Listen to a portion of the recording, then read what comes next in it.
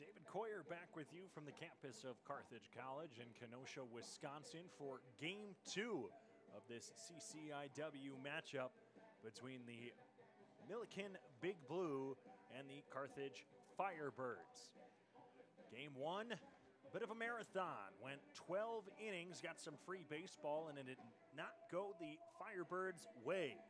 Despite taking an early 2-0 lead and leading after 5, 3-1, the Firebirds would allow 3 unanswered runs, 2 of which came in the 6th and 7th inning, and then that last go-ahead run coming in the top of the 12th inning, a leadoff single issued to Kyle Gibson, and a walk to Tommy Shaw would put 2 on for Ryan Jansen, who would be the hero of Game 1 with a RBI single that would head into left field. And it was Sean Shook who would close out the game, 3 innings in relief to get the W for Millikin, going 3 up, 3 down in the bottom of the 12th inning. Both lineups for both coaches virtually the same for Brandon Townsend and the Millikin Big Blue. Just different placement in the order. Tyler Gade still out in center. He's leading off. Kyle Gibson will be batting second, playing third base. Tommy Shaw batting third, playing second. Ryan Jansen will be batting cleanup again. He'll be behind the plate. Sam Busher playing right. Hayden Stork is the only change of starter. He's now at DH. We saw Stork come in late in the game 1, had a single in the 11th inning and a strikeout. Liam McGill, Andy Nieberge, and Cameron Ross to round out the lineup for Millikin. Brendan Roberts, the starter for Game 2 for Carthage College, making his 6th appearance this season. First start, starts off the game with a called strike. 4:01, the official start time here for Game 2 of this doubleheader.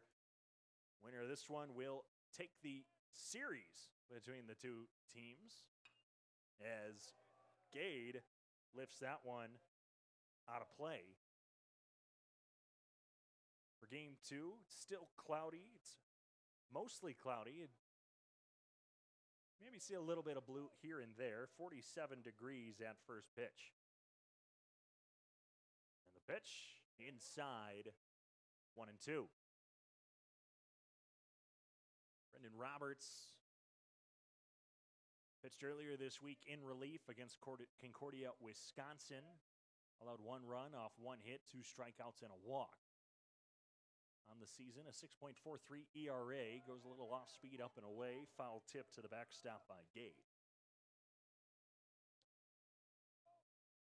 2-1 on the season through 5 appearances, has 14 innings under his belt. With 11 total strikeouts, 10 walks, 14 runs, only 10 of them earned. The 1-2, rolled over to the right side, drifting over. Kreckling throws to first for out number 1. Again, the exact same defensive lineup, aside from 1 player. So out in the outfield, from left to right, Jake Fulton, Drew Connect, and Xander Tubbs. The infield, Matt Felber, Evan Devine, Cody Kreckling, and PJ Moser from left to right. The only difference, Max Cairo is behind the dish, catching for Brendan Roberts. Tries to lift that one up. Frame it into the zone, no good. So ball 1 to Kyle Gibson. Umpires switch places. Elijah Bester calling the balls and strikes. George Hillard out in the field. And a foul ball from Gibson.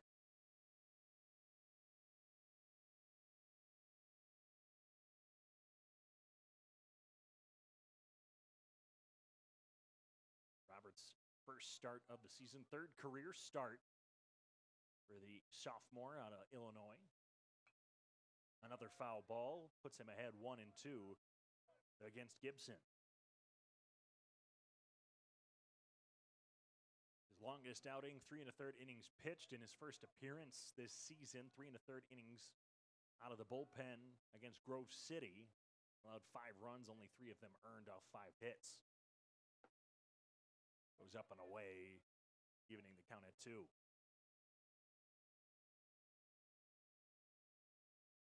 Got his first win back against Jamestown on March the 3rd. Going 3 innings, allowing 6 hits, 2 runs, only 1 of them earned, striking out 2 in the process. The 1-2, again fouled off.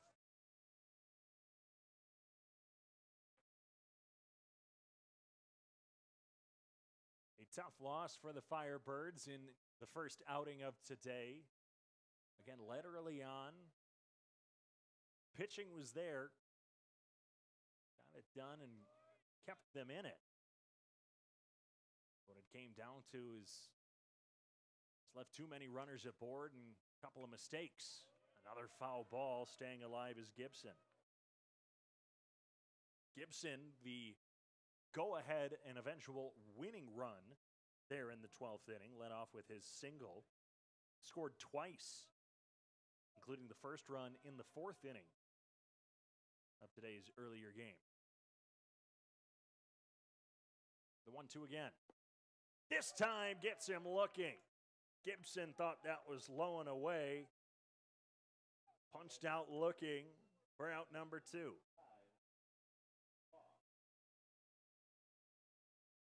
It's been strikeouts aplenty this weekend.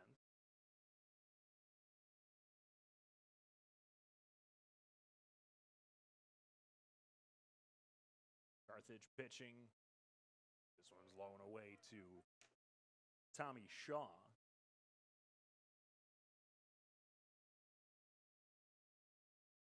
9 punch-outs in the game earlier today, and then you had Bryce Shawm with 11 yesterday.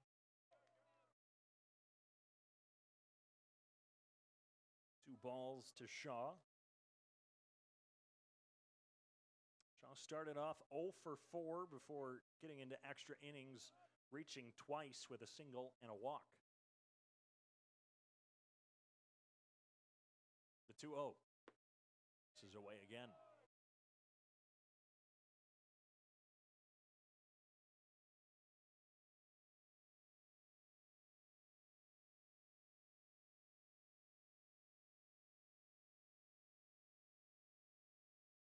Three balls, no strikes, 2 outs in the top of the first. Catches the inside part of the plate for strike 1 on Shaw.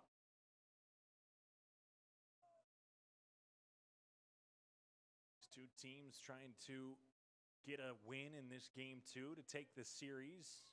Another conference win, ripped into left field for a base hit for Tommy Shaw. Gets aboard early. And that is the first time in this series that Millikin has not gone 3 up, 3 down in the first inning. Shawm struck out the side yesterday, and Ryan Scanlon forced a pair of flyouts and a ground out early on. First pitch strike to Ryan Jansen, the hero of game 1, went 2 for 6 with a pair of RBIs and a double. Little ahead of that one, got a piece of it still for strike two.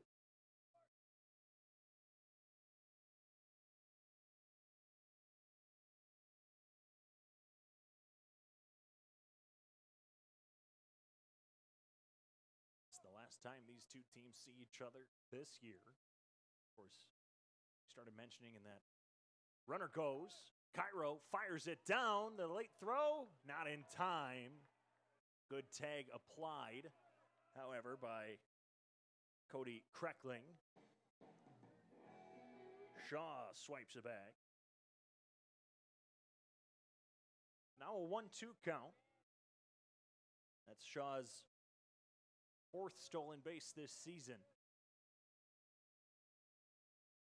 We haven't seen this team incredibly aggressive on the base paths this series. In fact, a few base running mistakes and another strikeout. Taking Jansen himself, second of the inning. No runs, one hit, no errors, one left on base. To the bottom of the first we go. Still scoreless.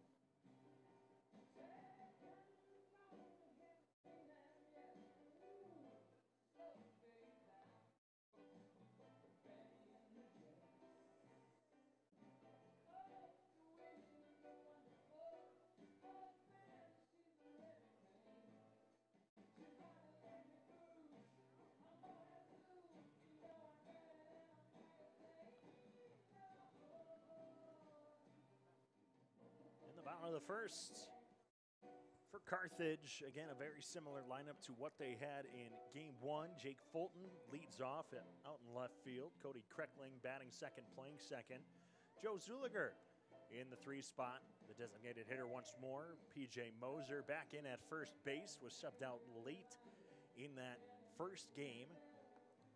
But he's back in the cleanup spot at first. Xander Tubbs batting 5th. Drew Connect batting 6th. Matt Felber 7th, and the only change, Max Cairo into catch in that 8th spot, replacing A.J. Gesa, and Evan Devine at short, batting 9th.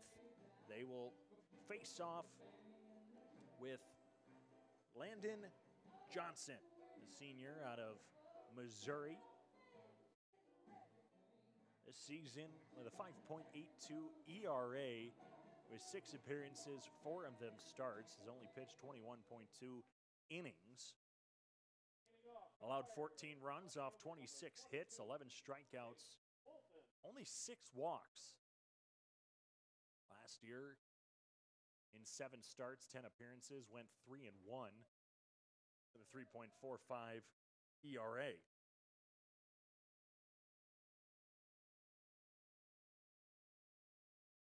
His first appearance since he went 4 innings a week ago. Throws the first one outside and low for ball 1 to Jake Fulton. Fulton led off with a pair of walks in the first and second inning, doubled in the 4th, and couldn't get anything going. Popped out, struck out in his last 2 appearances before being subbed out. Chucky Smith went in at center field, moving Drew Connect to left, and then Smith grounded out to start off the 11th.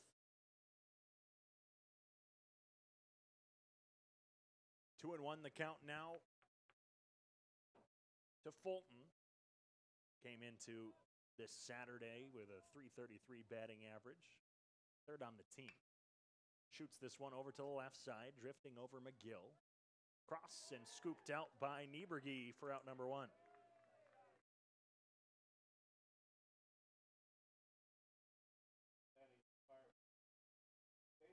Cody Kreckling steps up now.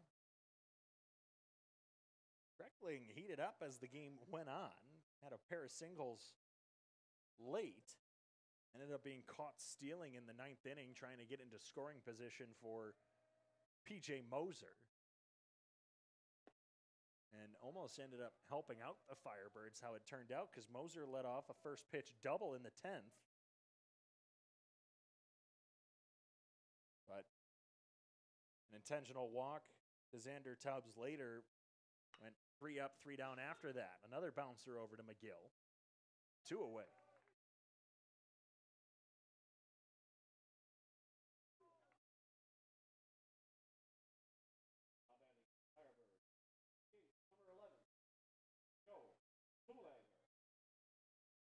Johnson to face against Joe Zuliger. Johnson, more of a, he likes to let the ball go into play to retire the batters. Not much of a strikeout pitcher, only 11. Season high 3 through his first 2 starts at 6. Since then has had 5 through 4 appearances.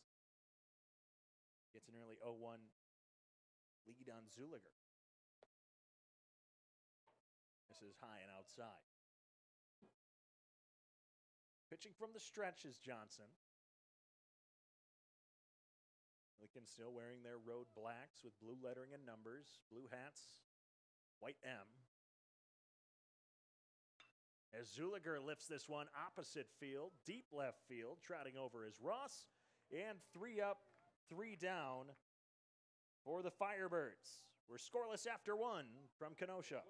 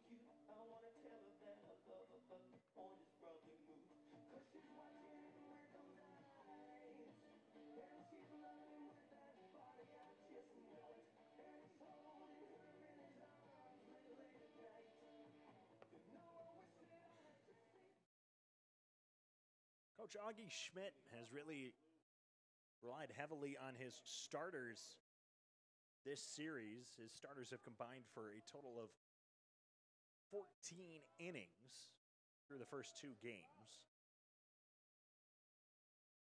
Despite Bryce Shawm yesterday struggling a little bit later on in the game, allowing the lone run in that 8th inning, still kept him going and allowed his pitcher to get out of that sticky situation and Jake Papagayo to close it out. 1-0, grounded over to short by John Busher. 1 away. Sam Busher, excuse me.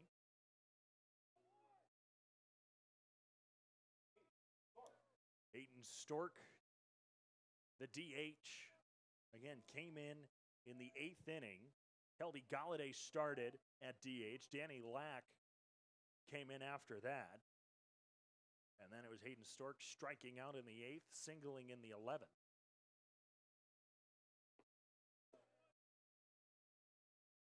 So far, again, pitching really hasn't been the issue. In fact, just 1 walk issued, and that wasn't until the 12th inning last game. 1 walk issued in last game, I should say. Shawm walked 4. big swing and a miss by Stork.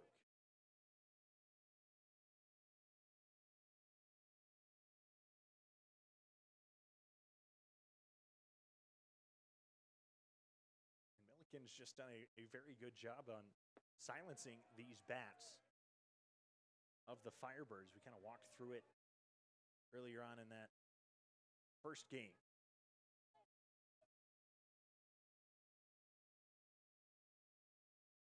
But just the third time this season that Carthage has been held to less than 5 runs.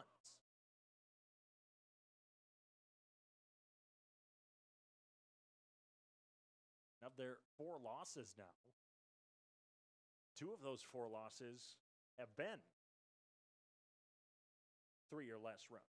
That was last game, and of course the loss 9-1 against Grove City on February the 24th. Foul ball keeps it 2-2.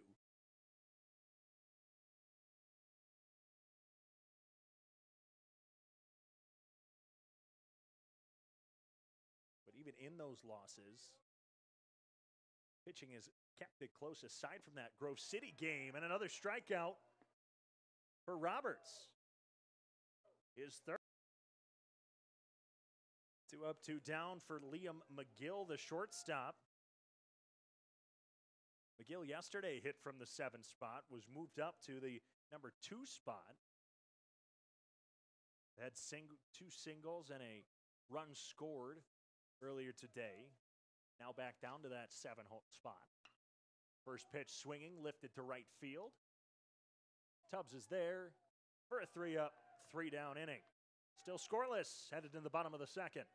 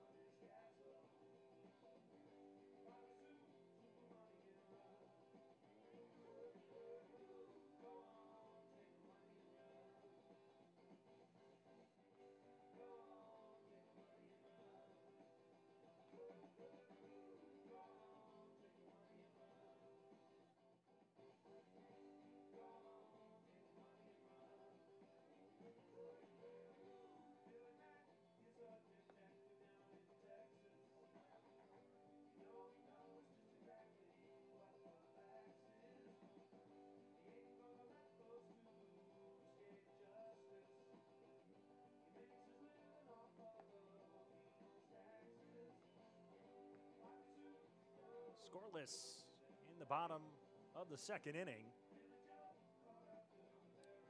You know, we mentioned talking about Carthage's schedule, and now just 4 losses for them. But you look to yesterday's 3-1 loss for Millikin, just putting up 1 run in 4 of their 10 losses.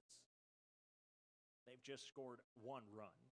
Yesterday, their 5-1 loss to Hope College last week, 5-1 loss to Wisconsin Oshkosh, and then the 11-1 loss on March the 9th against Lawrence. So again, as simple as this might sound, the better that Carthage's pitching staff can do to keep that run threat tamed, a chance you have of beating this powerhouse. 2-0 quickly to P.J. Moser. Takes one low, ahead 3-0. Right now, series Carthage pitching done a very good job of getting out of some sticky situations. Many of those runs going with one or more outs. And that run scored in the fourth came with 2 outs, as did the run in the sixth. This one lifted to the left side, but drifting out of play. So the first 2 runs of last game came with 2 outs. The second 2 came with just 1 out. And you look to yesterday, the lone run scored came with nobody out. Moser rolls one over to the right side, chopped foul.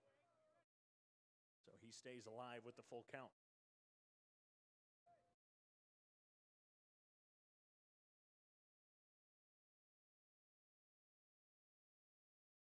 Yesterday,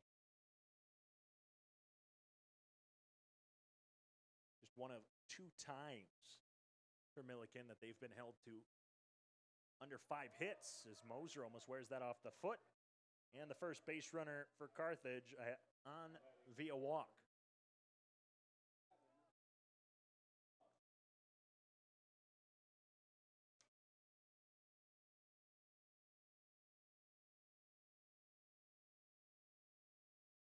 Brings up Xander Tubbs, who last game started out with a double and a single, scored both times, was intentionally walked in the 10th.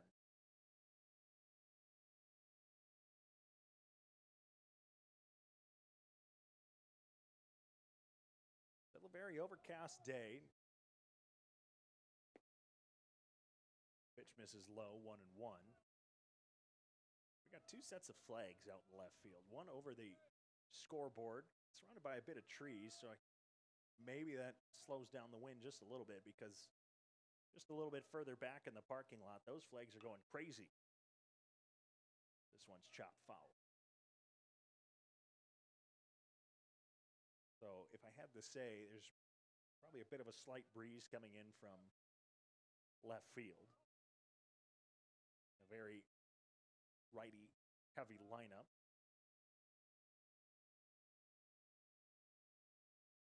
Fastball outside, 2-2.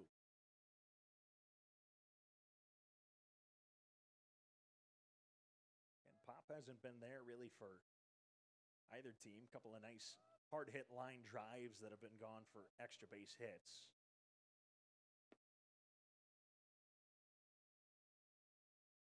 Of course, we saw multiple doubles last game. Back 4, which of course earned everybody some free cheese curds. We love that from Culver's. Defensive swing, fouled off, count still full.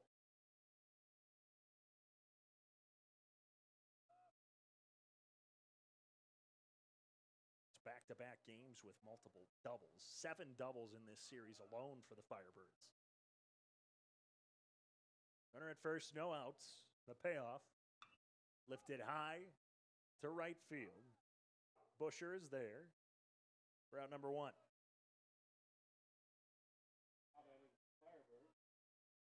Drew connects. Center fielder. Again, part of that 5, 6, 7 part of the lineup that in the second, third, and innings are what really got the bats alive for Carthage. When it combined 6 for 6 with 2 runs scored. Then after that, really stayed silent. Connect reached on an E6 in the 5th inning, and Tubbs reached on an intentional walk, but that was it. Great job by Jansen, but not good enough. It's ball 1. Again, 1 away here in the bottom of the second, still scoreless.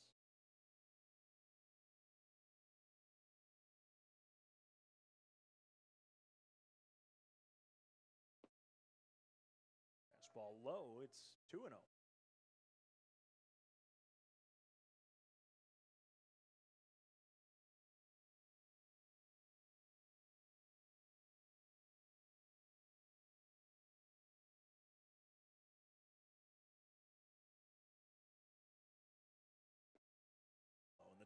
3-0 is Landon Johnson in danger of issuing his second walk of the inning.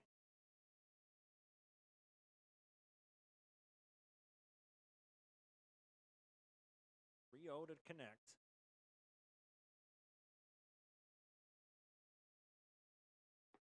Right down the middle, taken for a strike. Johnson, when he walks somebody, he has done it in threes. 3 against Lawrence, 3 against Benedictine. Otherwise, his other 4 appearances, 0. This time, here's walk number 2. So 1 out, runners on first and second for Matt Felber. And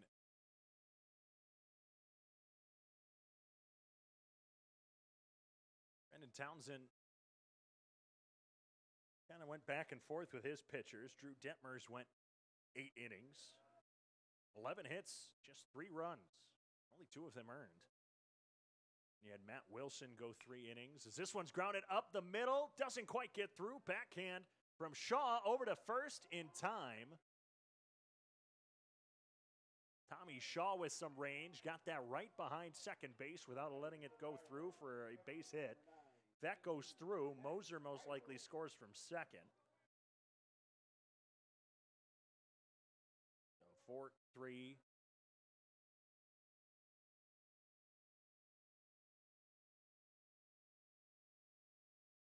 Both Connect and Moser advance. So 2 runners in scoring position for Max Cairo, who struck out in his only at-bat, struck out looking in the 12th inning. Wasn't a huge fan of the strike zone of George Hillard. Lines this one right at shortstop. Liam McGill for out number 3. A hard hit ball, but fortunately right at McGill. Leaves 2 stranded. No runs, no hits, no errors. 2 left on base after a pair of walks. We're through 2, still scoreless.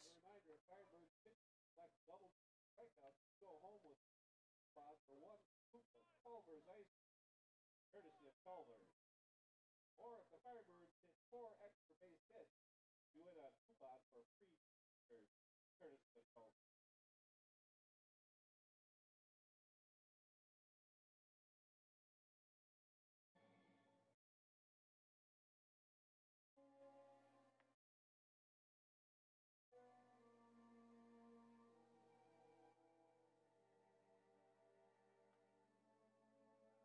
I got so much trouble on my mind, refuse to lose.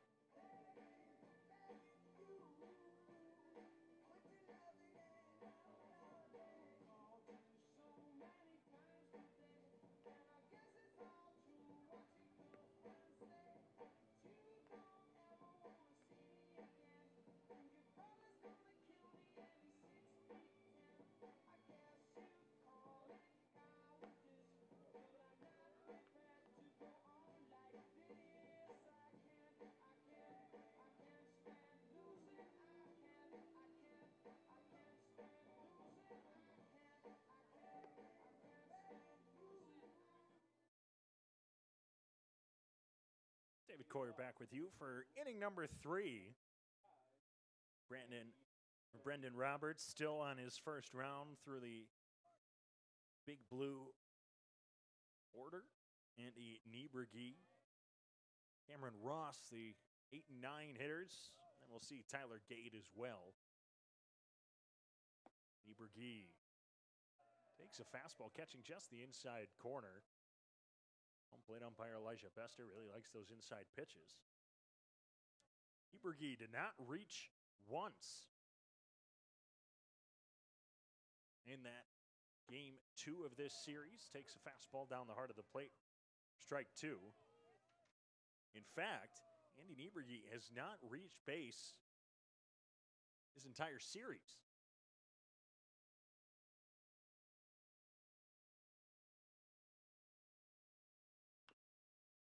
Sends this one foul. In fact, he hasn't reached since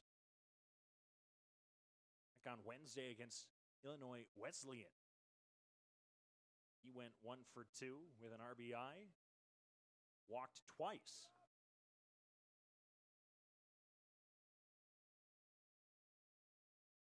And on-base percentage at .280. Of course, that was coming into today's doubleheader. I'm sure that is significantly lower, but not reaching it all last game. Still behind 0-2 though against Roberts. Gets brushed back for ball 1.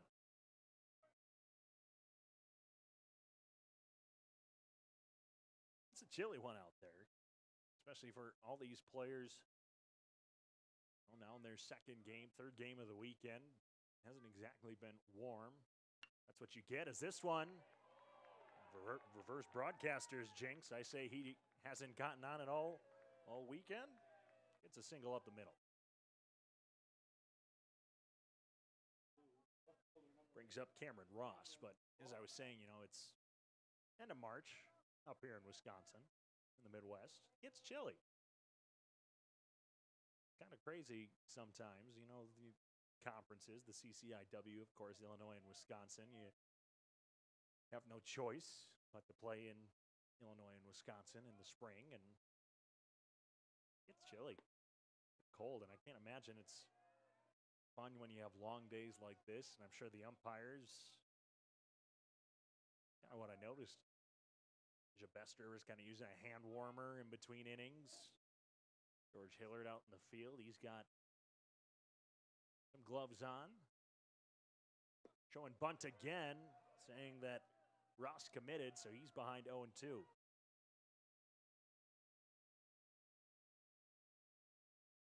I can see even more. Yeah, that wind really coming in now. That's got to be even worse. And right now you see Brendan Roberts, no sleeves, as Ross tries to bunt again, misses, but foul tips it. And either way, with 2 strikes, that's an out for Cameron Ross. Something you never really see. It's bunting with 2 strikes, especially when he really couldn't get a piece of one of the first 2 pitches. Interesting strategy there. Brings us Tyler Gade. 1 out, fouls the first pitch he sees back, grounded out to second his first time around.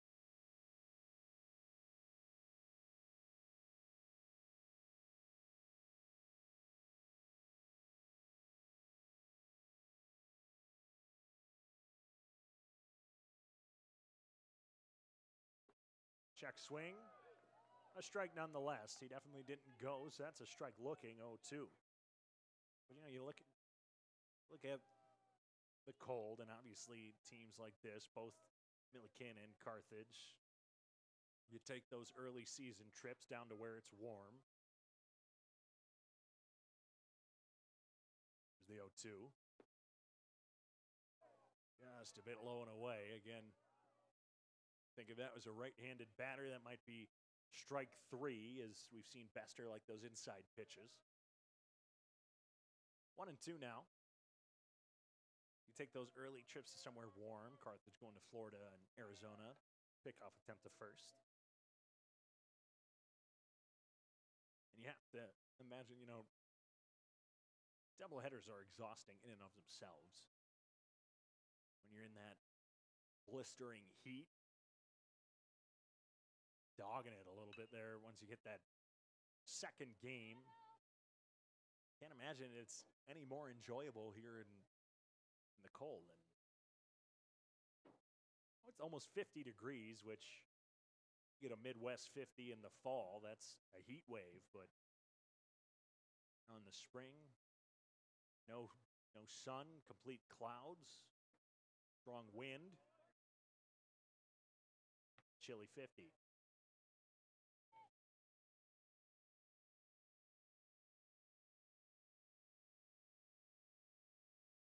Two now to Tyler Gade.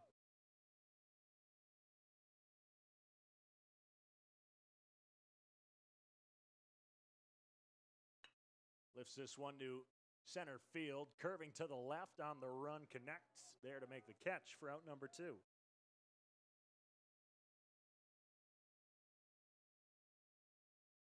Kyle Gibson struck out looking his first time around, the lefty.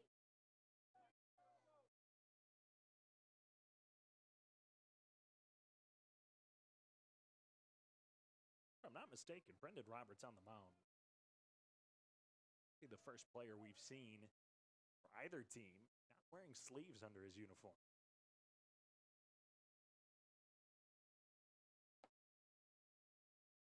Fastball away. Good setup there by Max Cairo.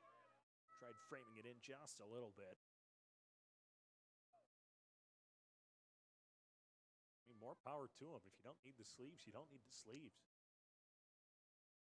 Just happy I'm here in the warm press box. Chopper to the right side, foul. 1-1 with 2 away here in the top of the third. Still scoreless.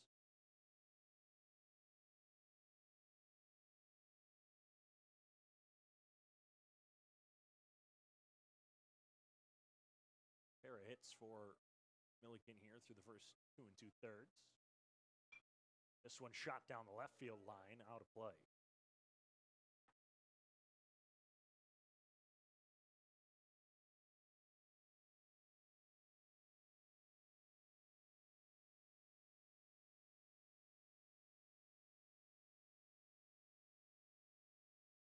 Virtually conference play the rest of the way for the Firebirds. Here's the 1-2.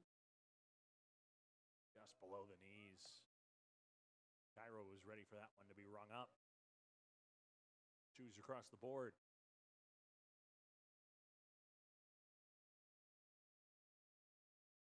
Carthage travels up to Waukesha to face off Carroll on Wednesday before returning here for a 1-game on Friday. This one golfed into left field, charging in. It'll fall in front of Fulton. And I say golf, it was a half swing that kind of just got under it. Almost guided his way into left field for the base hit, did Gibson. Keeping the inning alive with another base hit. Nieberge over to second. A runner in scoring position for Tommy Shaw, who singled in the first.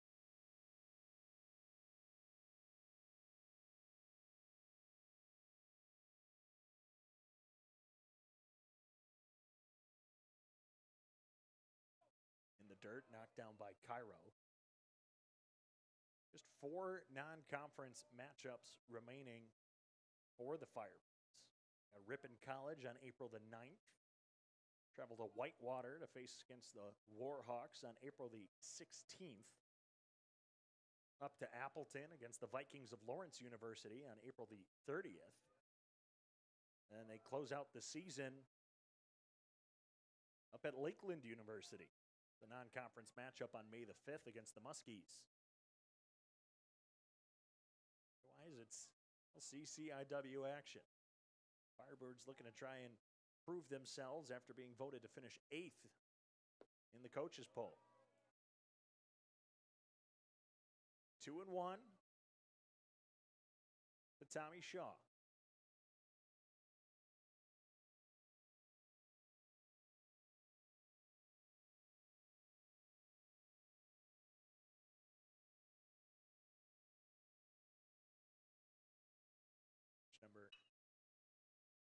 This one grounded to second. Quick flip from Devine and eliminates the threat. A 6-4 put out to close that one out. No runs, 2 hits, no errors, 2 left on base. To the bottom of the third we go, still scoreless.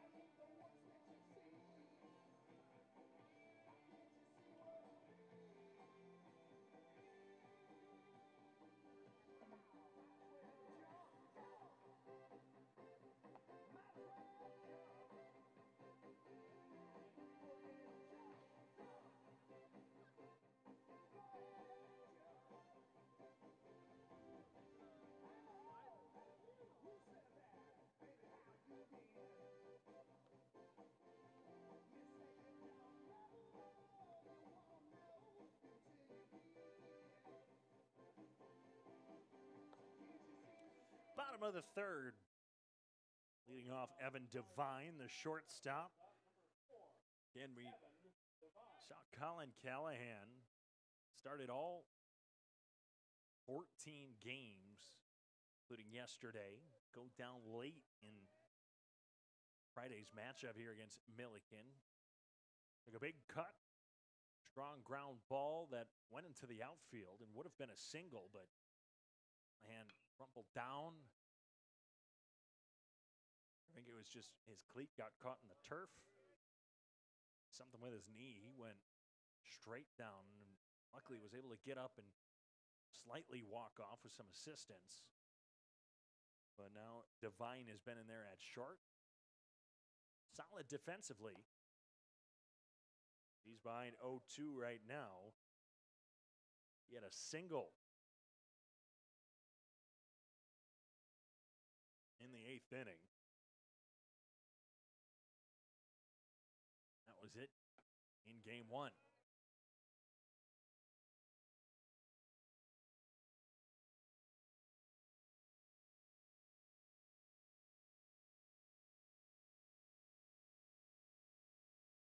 The 1-2. Rolled over, left side, backhanded stop by McGill, deep in the hole, bouncer to first, not in time. Liam McGill. That left side of the infield for Millikin, you got to give them their due. Kyle Gibson, Liam McGill have made some very tough throws from basically the edge of the outfield grass. Gibson had a few that were outs in the first game, and right now McGill, that was a bang-bang play, and I think that could have gone almost either way. I think Devine just had about a half a step on him. Got to give credit where credit is due. An infield single for Evan Devine brings us back to Jake Fulton. Liam McGill's been busy over there at short.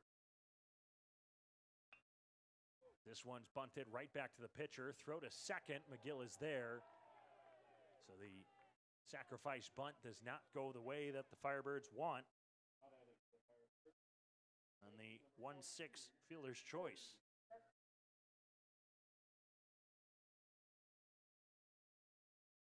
That puts Fulton at first. Kreckling now up. And as I was mentioning, McGill now with a putout. Or the pair, I should say, had the line out to end the second inning, but had the 2 assists with the 2 grounders to kick off the bottom of the first.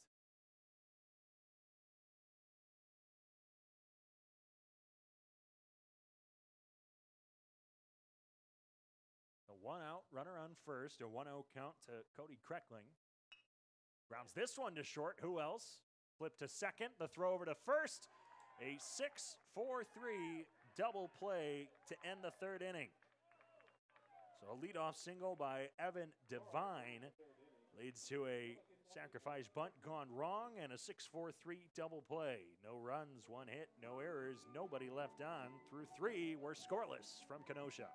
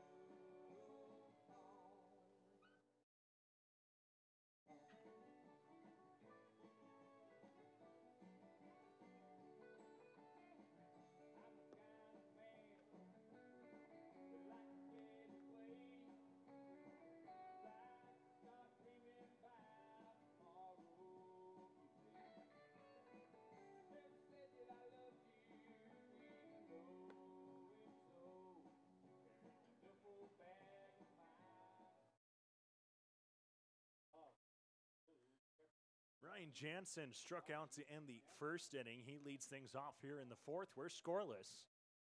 Only 3 hits for Millikin. 2 in the last inning, left both of them stranded. 1 hit for Carthage, that leadoff single from Evan Devine. A fastball high. Taken for ball 1. The Big Blue, we mentioned their very difficult non-conference schedule, and Brandon Townsend said before the season he knew they had both a difficult, easy for me to say, both conference and non-conference schedule. But of course, you mentioned the returning seniors, the several different first-team all-conference members from last year, and that pitching staff. Drew Detmers just showed why he's a returning first-team all-conference. Just getting a foul tip on that one was Jansen. And even Jansen last year hit .264, drove in 33 runs,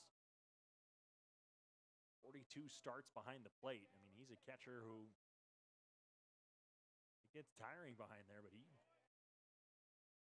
a trooper.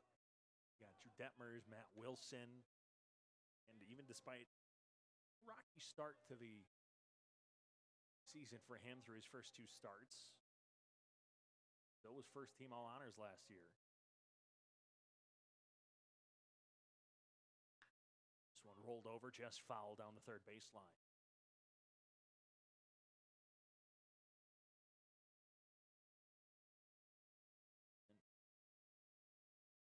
Someone we haven't seen yet this series, Caleb Burley. Burley, the grad student, last year made 5 starts, going 2-2 before a season-ending injury. He's back-to-back first-team all-conference in 2022 and 2021. As Brendan Roberts gets Jansen down swinging for his 4th strikeout in as many innings. That's Sam Busher. So they have the squad to do it. And right now this series, I think it just shows how much that Carthage can keep in it.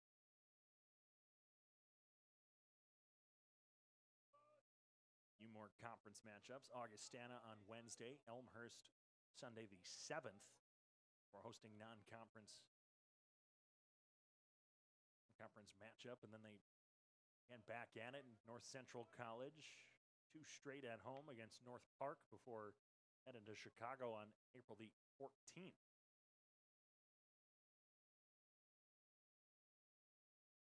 After today, they got 1 more game on the road before 6 of their next 7 in Decatur.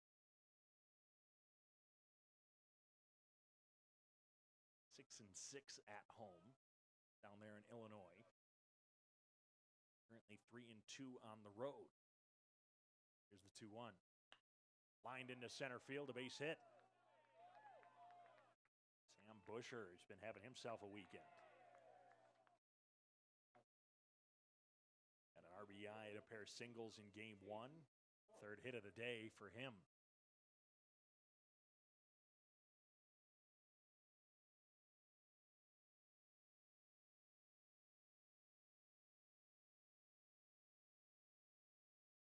Up Hayden Stork, who after game 1 now hitting an even .300.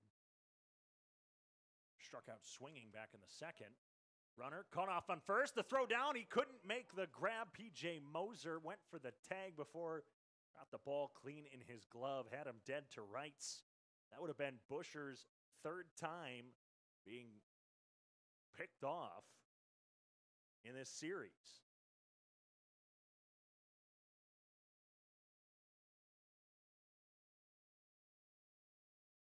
And Busher was just 2 stolen bases on 2 attempts, but he's been picked off twice in this series. Now this one gets away from Cairo as Busher gets second base for free and almost gets third base on an errant throw low from Cairo.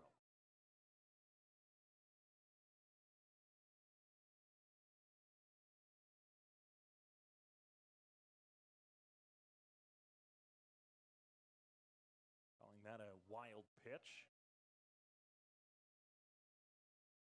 So Busher now in scoring position with 1 out for Stork.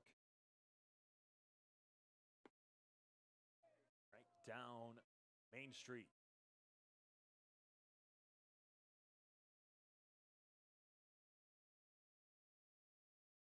Top of the 4th inning, still scoreless here. Game 3 of this series, game 2 of the doubleheader. 2 balls and a strike.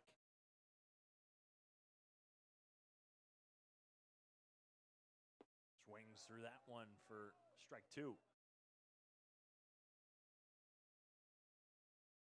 know, kind of touched on it a few times and even brought it up there just a minute ago, but Carthage just keeping these games as close as they can. You know, holding Millikin to just 1 run yesterday and keeping them so low. Game 1 today. Kind of just a bit of a bright spot. You know, it was 1-run game 1, and taking it to extra innings, but knowing that as far along as they got with that, you want moral victories aren't as great as the actual victory. 1 out, here's the payoff. Low, lost him.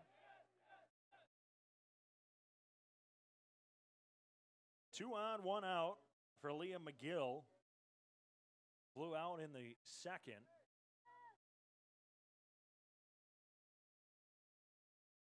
After game 1, hitting .294. 744 OPS. Again, as much as you don't want to say that game 1 is a moral victory, you want it as a actual victory. As I've mentioned a couple times, these 2 teams opposite end of that coach's poll, and if this series is any sign of how the conference season is shaping up for Carthage, got a fun second half of this season ahead. Grounder to short, throw over to third for out number 1, can't turn it to 2. The 6'5" fielder's choice gets McGill to first and retires Busher.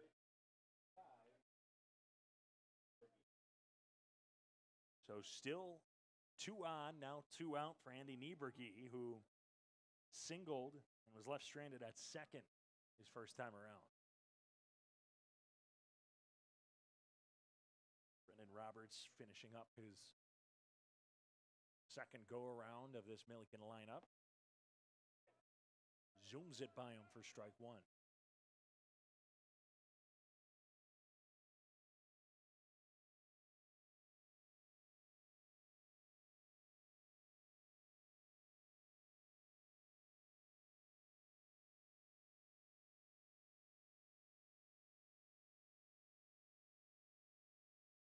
Another fastball, this time low and away, 1-1.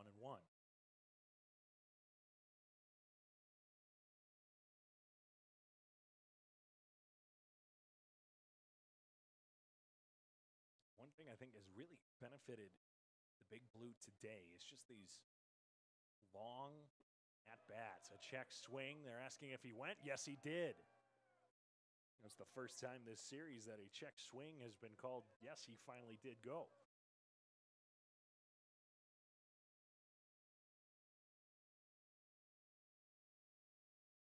Just getting the pitch count up, going through these starting pitchers, and of course, making it through 4 different Firebird pitchers in game 1 really lessens their choices here for game 2. That one going off of the foot of Nieberge, and he needs some time to breathe that one out.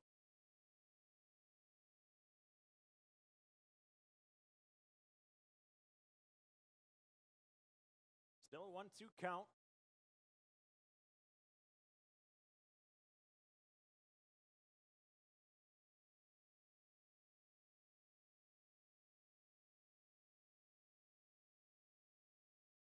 So you got to think too. We, had that long conversation about the weather and being outside this long.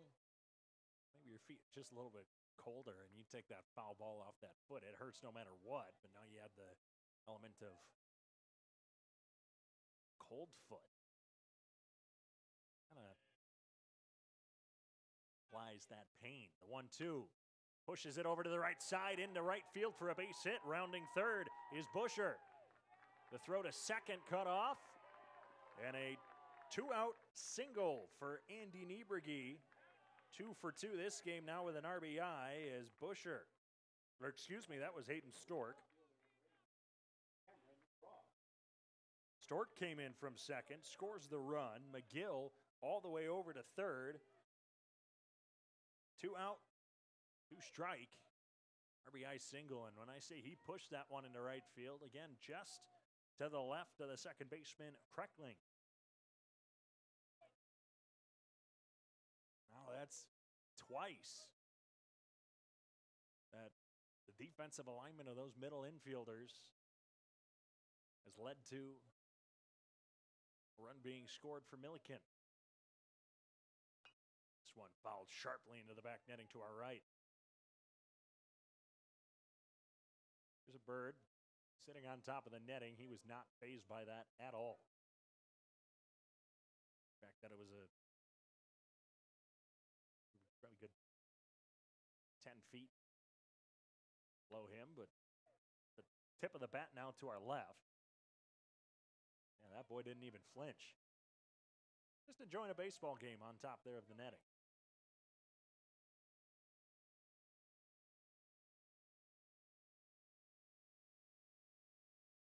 Oh, 2 runners at the corners with 2 outs. 1-0 now for Millikin. Just misses the outside corner.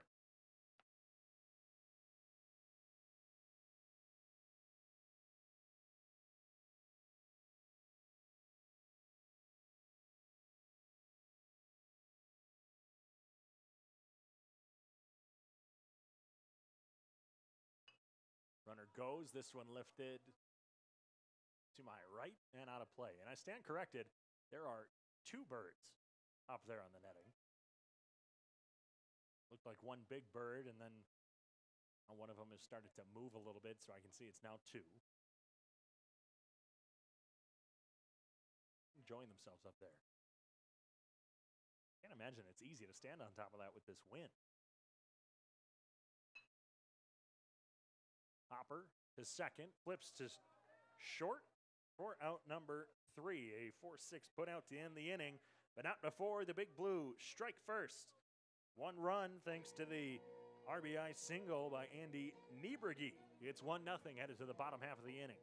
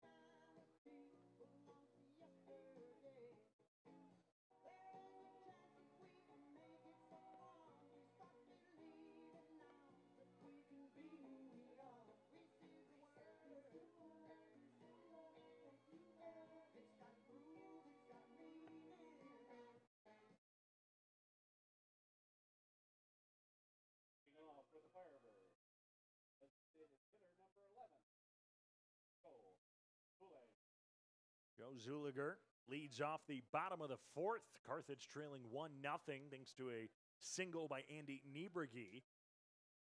Those of you who were with us in the top half of the inning, our bird friends from the top of the net, they flew out. They're now on the wall out by the left field pole as this one hops behind first base. Niebregi knocks it down for out number one.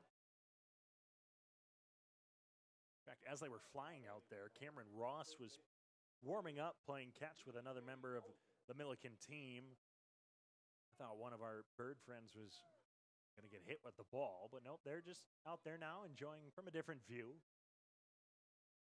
Just to the right of the left field foul pole. E.J. Moser takes the ball low to start things off.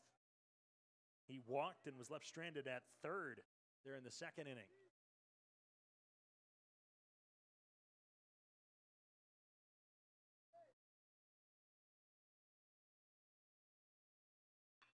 It's this one sharply. Niebregi there again. He's doing all the work this fourth inning. It's an RBI single, gets 2 putouts unassisted. And it's 2 up, 2 down for Xander Tubbs. Combined 6 hits between the two teams, but 5 of them for Millikin. That's have really cooled down early on here for the Firebirds. Off speed at the knees for strike one.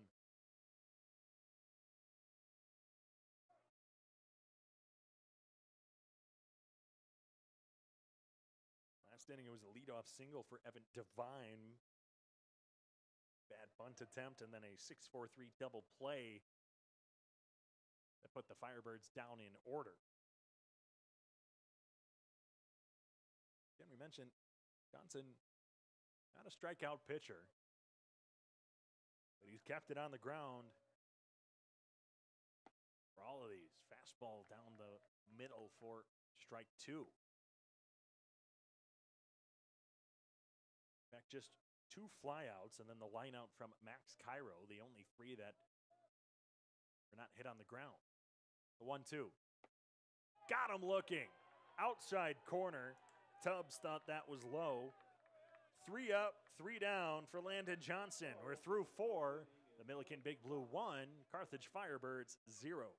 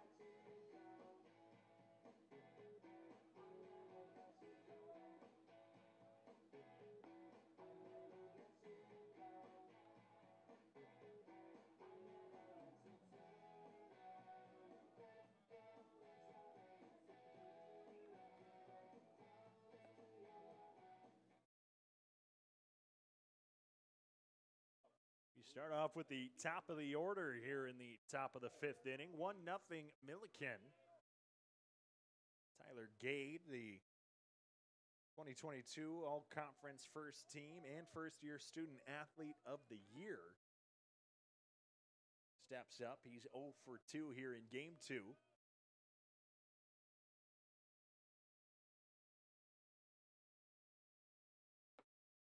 He takes a first pitch strike, and Just an in-between inning update for of our fans at home, of our two bird friends. There were two of them sitting out there. Now there's only one. I want to know what happened to one of them. Bunt attempt, no good. Strike two.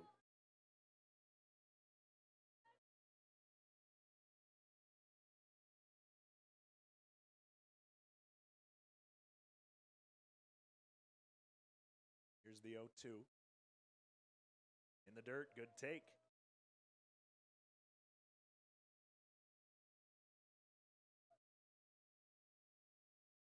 We talked about a little bit top of the fourth.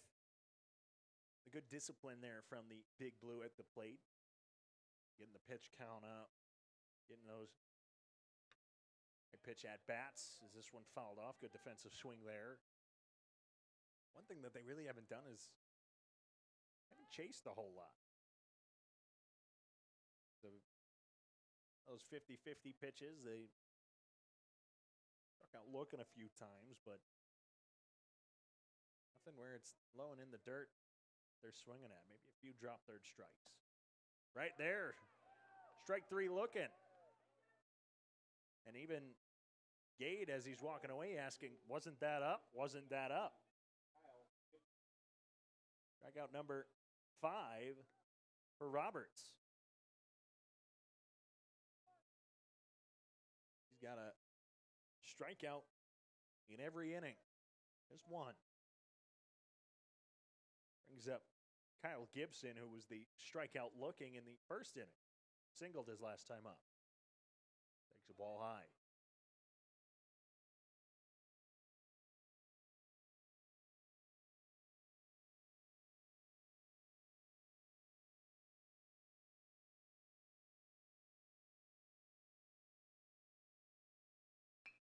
Ground ball left side. That's through for a base hit.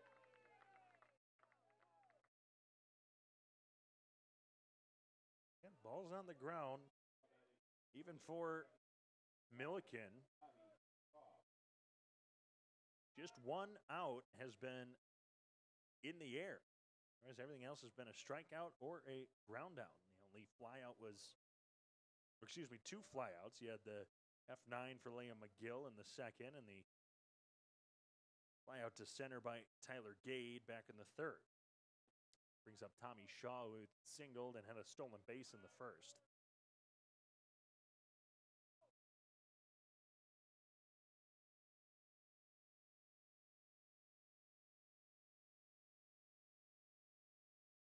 Very busy Saturday across the CCIW. Throw over to first.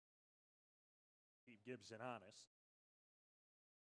Mentioned earlier today, Illinois Wesleyan actually had 3 games. This one chopped over to the left side. Looks like they must have had a continuation from yesterday. 12-2 over Carroll, 3-0 over Carroll in one of their doubleheader games, and taking the third one 7-6. North Central toppling Wheaton in their first game, 12-10. Elmhurst beating Augustana 12-7 in the first game. Augustana shutting out Elmhurst 8-0 in game number 2. The only other game going on right now, North Central and Wheaton in the bottom of the fourth.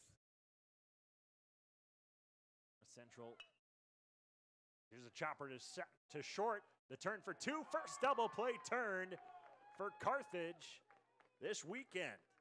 6-4-3 to end it. And as I was saying, the Cardinals lead the Thunder 9-4 in the bottom of the fourth. With 2 away, we head to the bottom of the fifth.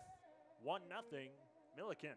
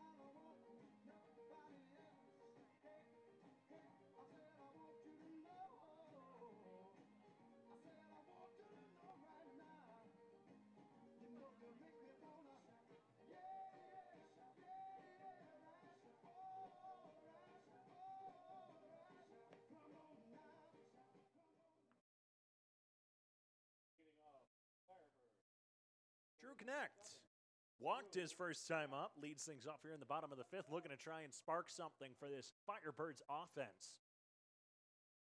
This is the first game of this series that the Firebirds did not strike first.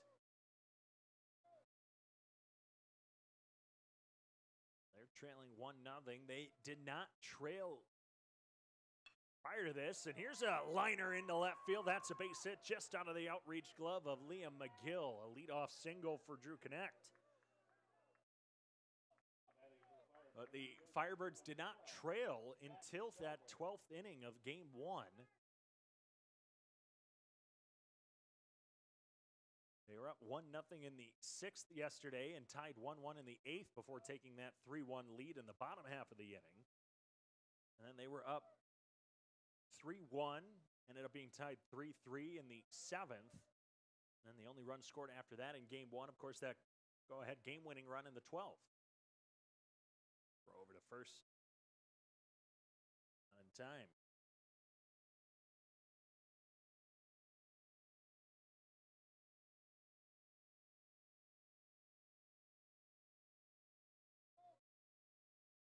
Felber takes a ball in the dirt after grounding into a 4-3 fielder's choice his first time up. Landon Johnson just on his second go-around of this Firebirds lineup. And the only one to reach this second time around is this one popped up to the right side and behind the first base dugout. Jake Fulton reached on a 1-6 fielder's choice. As everyone else, well, and now Drew Connect with the single. Just 45 pitches for Landon Johnson.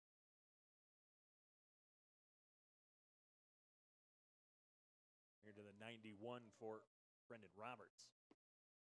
Breaking ball drops in for strike two.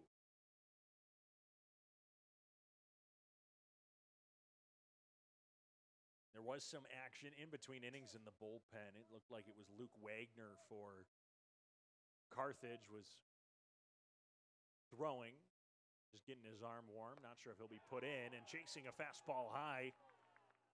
Matt Felber not happy about that one. Not happy with himself on that one, but goes down swinging. Brings up Max Cairo.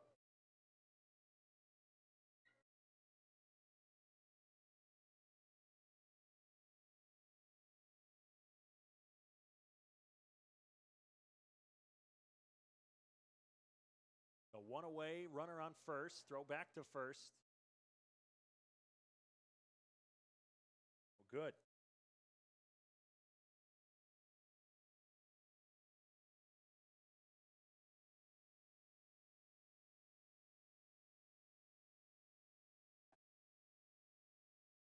Strike over the plate.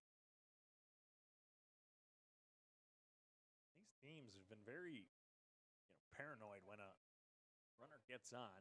None of them have really been incredibly aggressive on the base pass. We've seen a lot of small ball. This one grounded sharply to short. This will be two. Throw over to first in the dirt, not knocked down.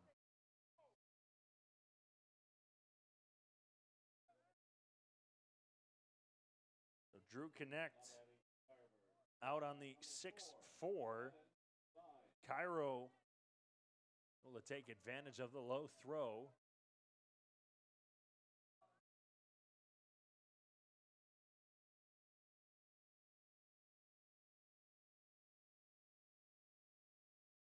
That's a fielder's choice.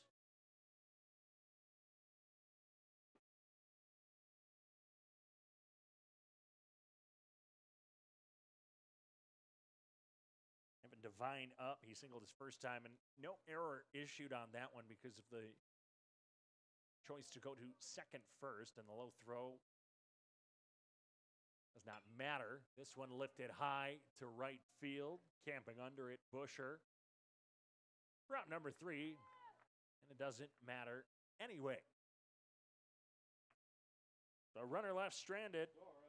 No runs, 1 hit, no error, 1 left. After 5 full, still a 1-run ball game in favor of the Big Blue.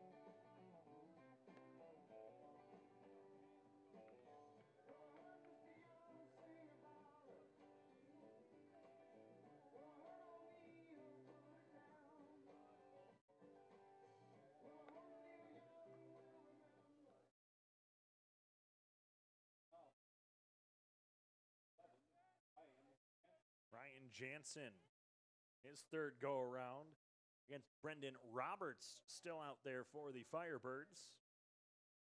Roberts has 5 strikeouts, 2 of them coming at the expense of Ryan Jansen.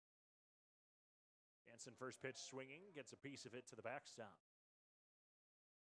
Lights have been on here at Augie Schmidt Field for all of today, basically. It's been overcast since earlier on. In fact, my drive down from Milwaukee today, freeway got incredibly foggy. I wasn't sure what to expect when I got down here to Kenosha, but the more I got towards the lake, the clearer it got. Usually isn't the case when you really think about it. 1-1 count. Popped up, right side, not a play.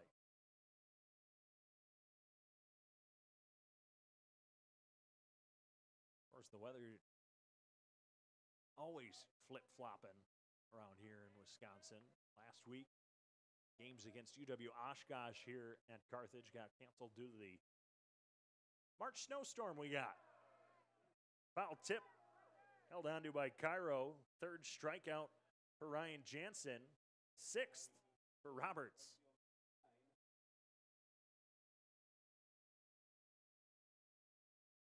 Up Sam Busher, who singled and made his way to second on a wild pitch before being the first out of the 4th inning.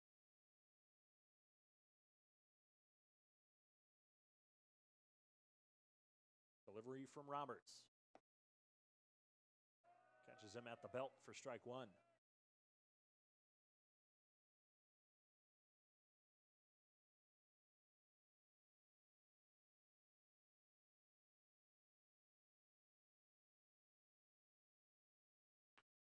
This one lined sharply into center field, and it'll fall in front of Connect for a base hit.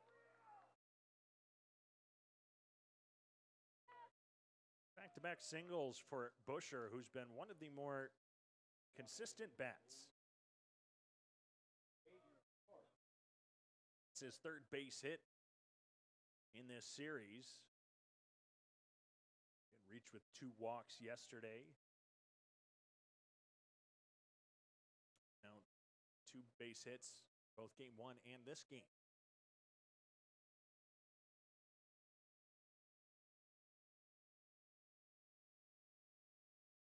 One away, throw over to first. His pitching staff, I think their number 1 enemy on the base paths is Sam Busher.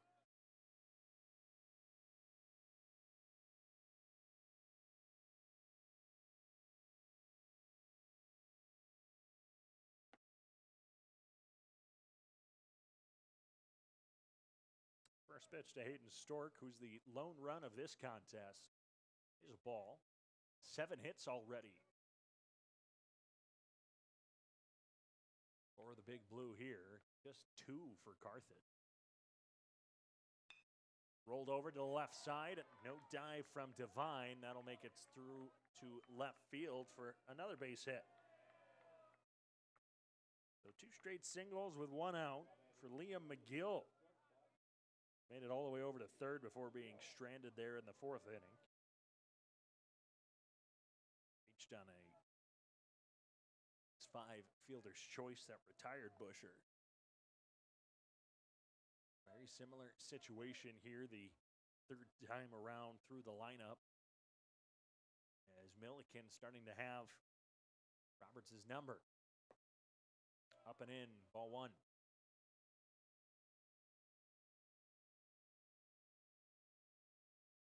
That pitch count really getting up there as Augie Schmidt lets his pitchers go either into the hundreds or just about at it. This one gets through Cairo. They're going to call a pass ball on that one. Went right through the 5-hole of Max Cairo. Didn't get the glove down in time. Both runners advance. Now only force out at first.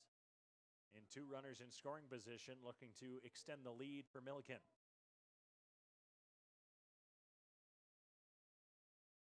Foul tips this one to the back netting.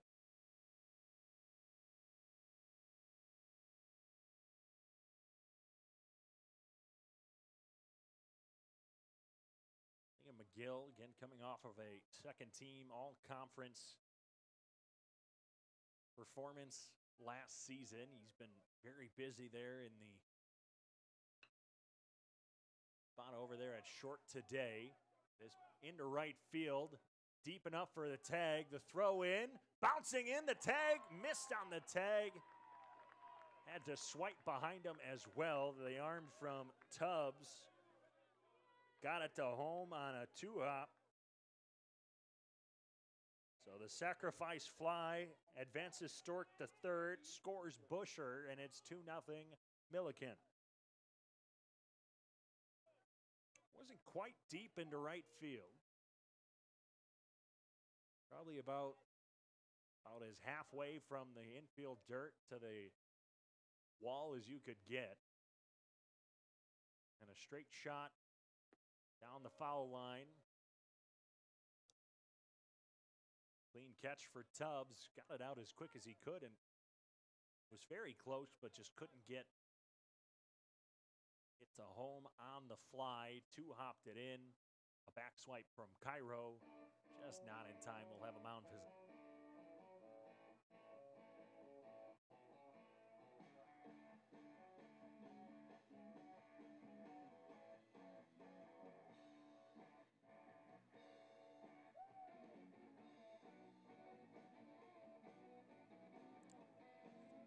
With that sacrifice fly, I mean,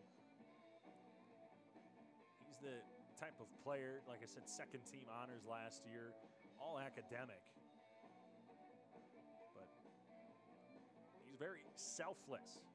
Ranked second in NCAA Division III in sacrifice bunts with 15 last year. Right now, as the sack fly, and look at some of his sacrifices this season. And sack fly his third this year. But again, quick on the base pass, McGill leads the team with 10 stolen bases.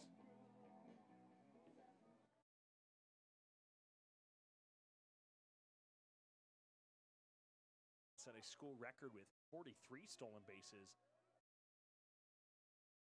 last season and 58 in his career coming into this season. He's the reason why they lead by 2 now.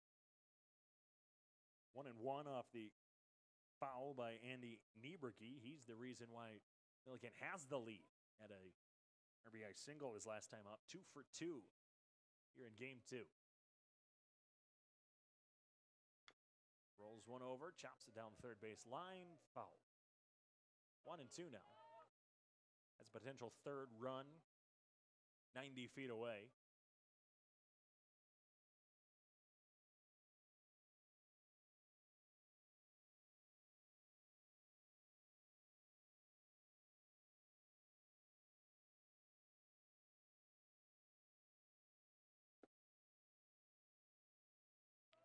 Ball low, strike 2.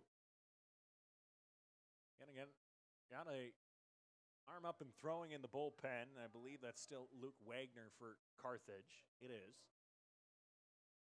But he going yet for Millikin as Landon Johnson is looking good through 5. High fly ball, right center field, drifting over from center is Connect to make the catch. Another run crosses. It's 2-0, headed to the bottom of the 6th. Millikin leads.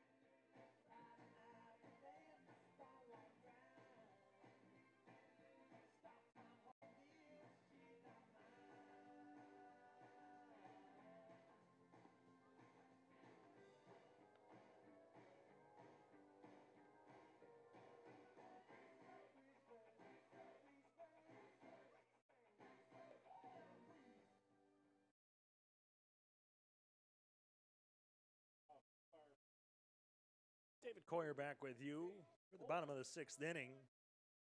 The bottom of the 6th, but we go to the top of the order. Jake Fulton leads things off.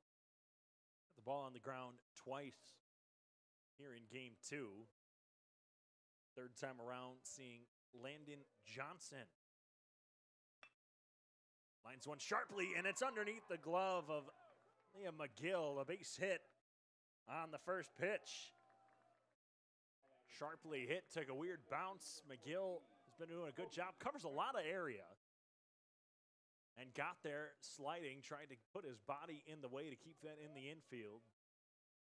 And the hop forced his glove kind of to come up slightly and just didn't get it. A great piece of hitting there for Fulton to lead things off. No go, but an inside pitch called a strike for Cody Kreckling, who's grounded out to short both times.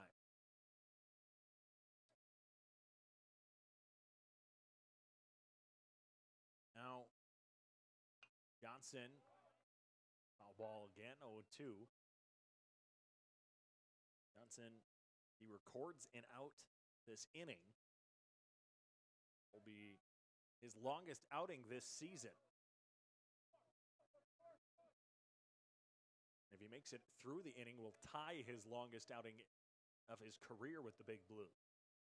0-2, lifted high to right field, in fair territory, playable for Busher, who makes the catch. Ball not carrying today, and the wind has officially died down. All but maybe a slight breeze. It had started off the game blowing in incredibly strong from left field. We're in the left-handed part of this lineup for the Firebirds. Joe Zuliger flew out to left his first time up, grounded out to first back in the 4th. Right now with 1 out. Zuliger in that first game had one that pulled just a bit too much late in the game, and he takes that big cut again. And that big cut several times today.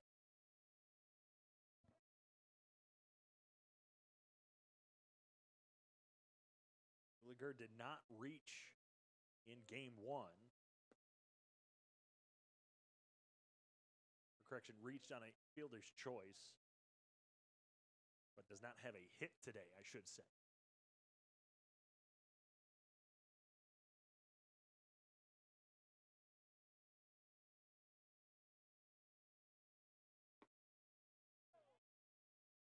Fastball outside corner, 2-2. You know, I mentioned now that 1 out, the longest outing that Landon Johnson has had today, or has had this season. Through the first 5 games, averaged just under 5 innings. Rolled over to second. Only play is to first, as Tommy Shaw gets the out at first. Jake Fulton advances to second.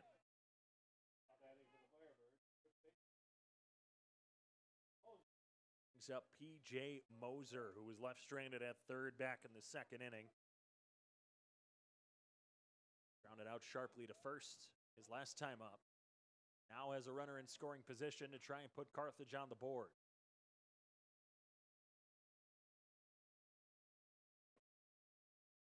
Taken low.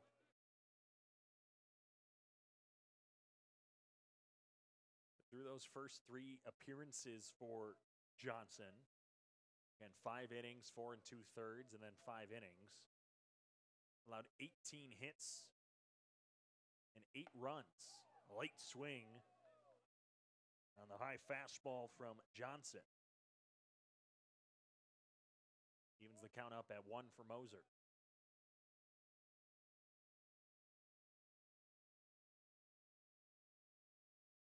So this one of the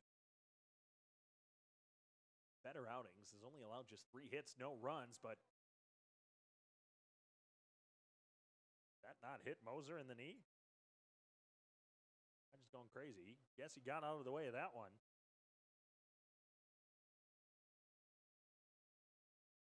It's the 6th inning of game 2. My eyes might be playing tricks on.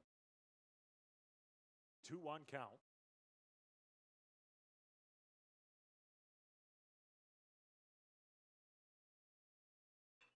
This one shot down the left field line. Is that going to stay fair? It's just foul. And Moser did a little twirl once he went past first. He wanted that to be just on the other side of that fair line. He thought he had it. On the fly, just shy of the warning track, but sliced just foul. Long run for Cameron Ross. Fulton would have scored. Probably would have been a stand-up double for Moser, who's got some wheels on him. Now instead it's a 2-2 count with 2 outs. Swings and misses on the high fastball. Almost a run scored for Carthage on a nice piece of hitting there by Moser, but That nasty foul line got the best of him. A runner left stranded in scoring position through 6. Carthage still down by 2.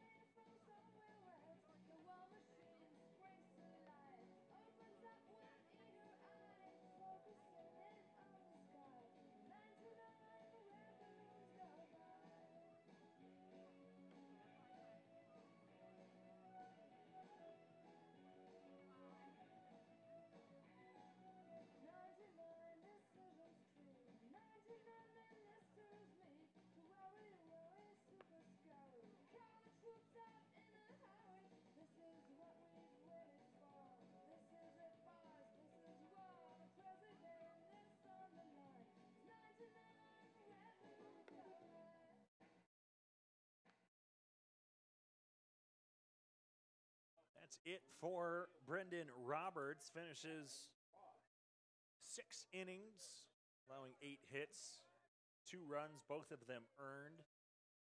1 walk, but an impressive 7 strikeouts for Brendan Roberts. Kept it close. Again, with 8 hits, still just only allowing 2 to cross as Cameron Ross to lead things off in the first pitch, bouncing and hitting Max Cairo. Goes down on the pitch in the dirt. That will give Cairo a little bit of time to catch his breath. But it's Luke Wagner, the freshman out of Naperville, Illinois.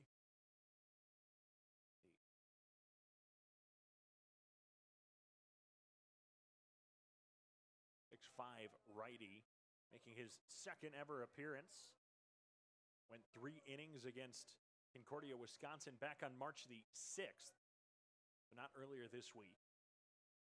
Allowed 1 run, no hits, walking 7, however, striking out 4. To find his groove, throws another one low. This time, Cairo gets a clean glove on it. 9-1-2 is the order we see for Millikin in this inning. That time, the fastball catches the plate for strike 1. A 1-out single. Back-to-back 1-out singles, I should say, led to the sac fly that would end up scoring Sam Busher. And there is Cameron Ross giving again on the bunt. He's had a little bit of struggle with bunt. He had the sac bunt in game 1, and then it was on the bunt in the 8th inning that would end up scoring Liam McGill yesterday. But otherwise, hasn't really been successful playing those bunts down. Of course, striking out on the fouled off bunt his last time up. Or back in the 3rd, I should say. Full count now. Got him at the knees. Another strikeout looking for Cameron Ross. It's his second time striking out looking this weekend. That's his 5th strikeout total. To the top of the order we go. Tyler Gade.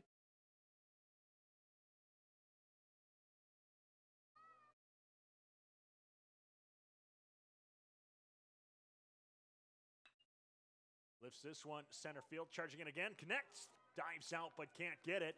On his way to second is Gade. The throw going to be cut off. And a double for Tyler Gade.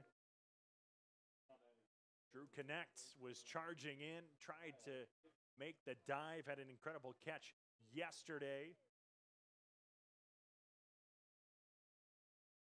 And a one-out double. That's another in scoring position for Kyle Gibson, 2 for 3 so far in this one.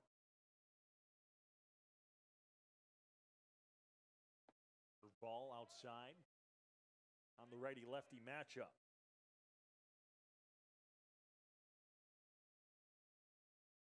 Wagner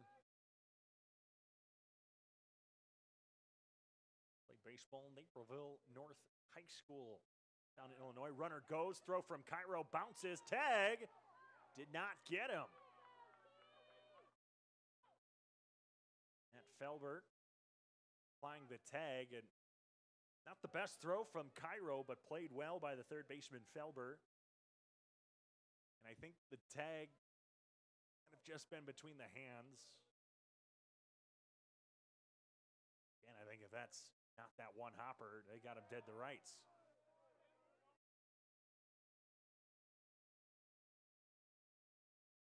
Two balls, one strike, one out. Now another run just 90 feet away for Millikin. Fastball away.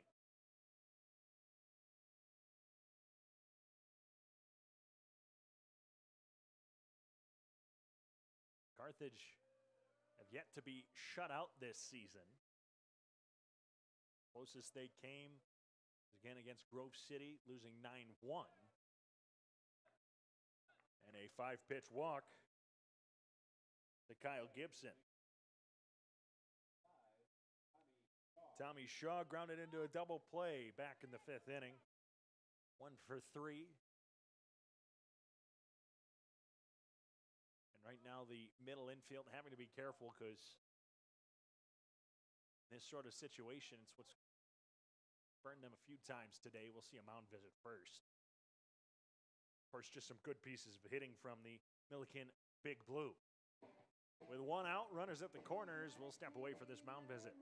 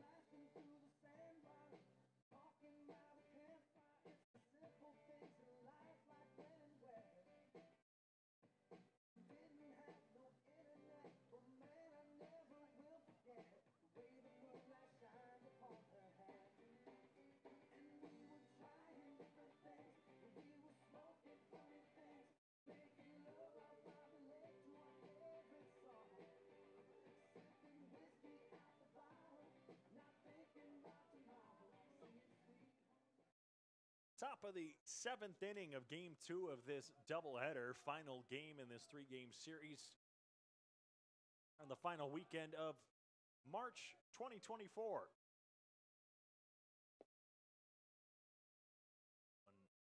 Thinks low for ball 1 to Tommy Shaw. Runners at the corners with just one away as the Millikin Big Blue lead 2-0 over the Carthage Firebirds in opening weekend of CCIW conference play. Carthage started off with a big 3-1 win yesterday and dropped a tough loss. Runner goes, throw, down to second. One hopper gets away from Devine, and that'll score a run.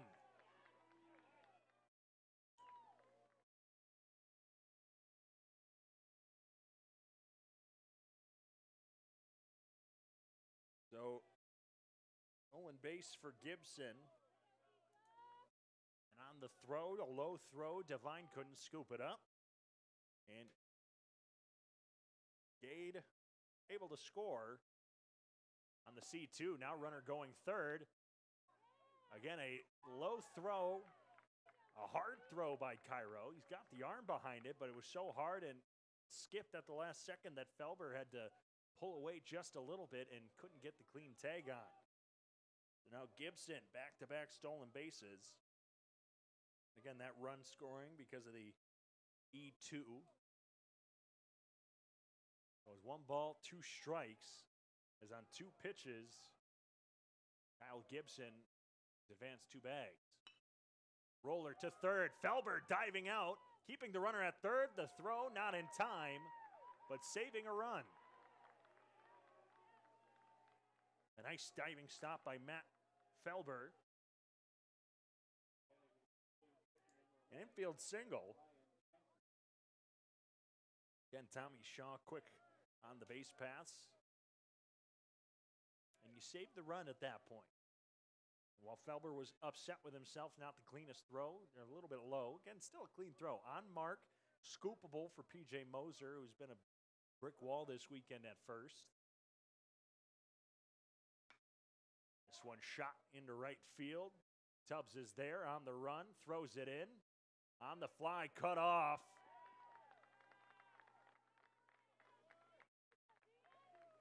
By P.J. Moser, and he's frustrated with himself thanks to that sac fly by Ryan Jansen. It's now 4-0 Big Blue. I think if that one had kept going home, can't guarantee it would have been an out, but would have been close. Right down the pipe, strike 1 to Sam Busher.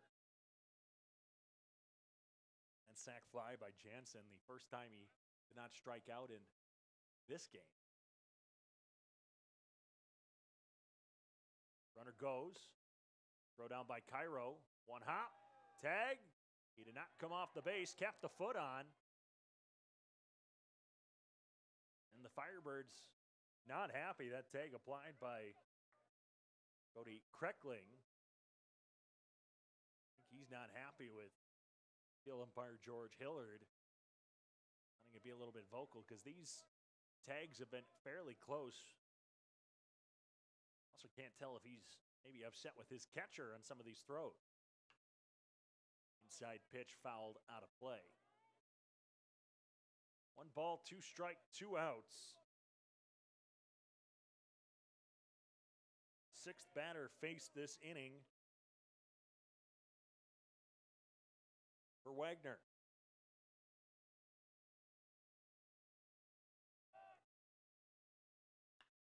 Lined into left field, off the hop for a base hit. Charging in Fulton. The throw skips its way to home. An RBI single for Busher. 3 for 4 in this game for Busher. 7th batter of the inning, Hayden Stork. And that'll earn another mound visit for Luke Wagner in just his 2nd appearance of his young campaign, and we're going to have a pitching change. Let's see who that is coming in. It's going to be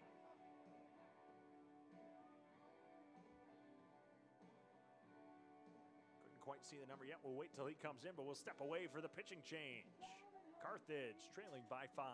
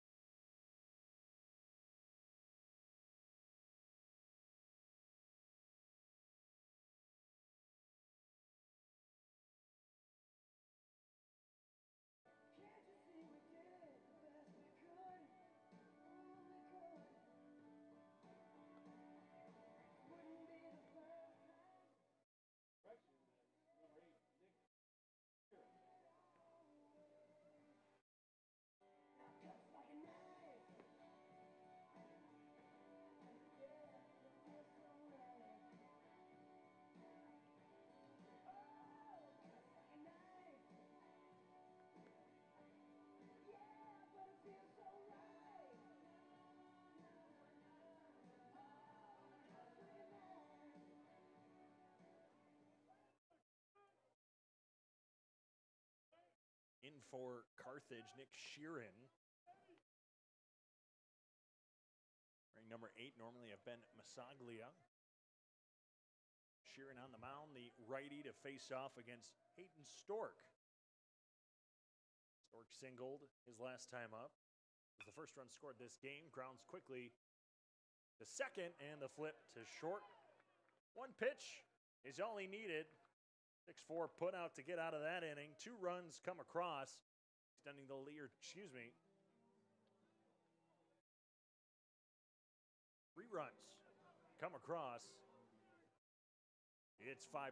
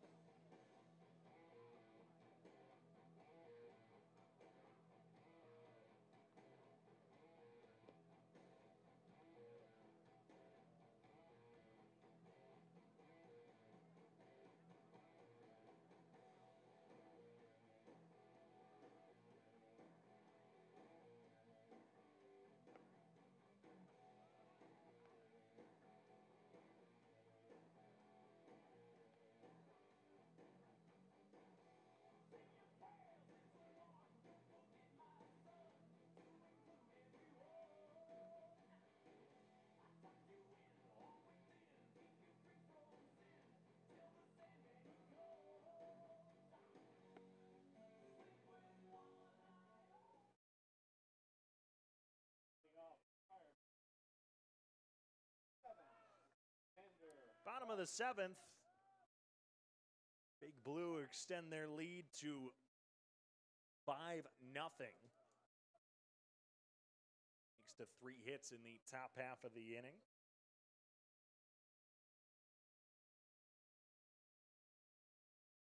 Jammed him. Xander Tubbs leads things off. He's 0 for 2.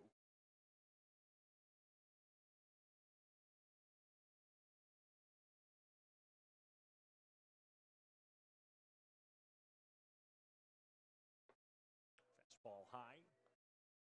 It's 1-1.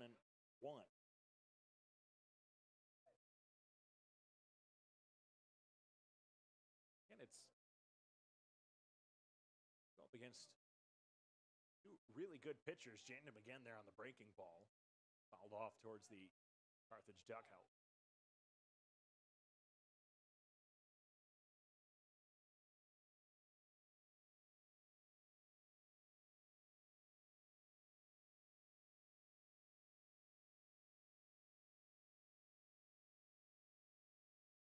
Here's the 1-2. Grounded, left side, that's through for a base hit. 3 straight innings where the leadoff man is aboard with a single. However, Carthage has not been able to do anything with that leadoff man aboard. Trying to get something going here with Drew Connect, who's reached both times in this game a walk and a single. For as hot as the 5, 6, 7 hitters were in the previous game, really cooled off here. Close it up and in. Ball 1. Lyndon Johnson. Again, 1 out away from his longest appearance of his career, and he's only thrown 68 pitches. Rolls one over to the left side. Hopper to second, to first. A 5-4-3 double play for Millikin. Their second double play turned of the game, and now 2 away. So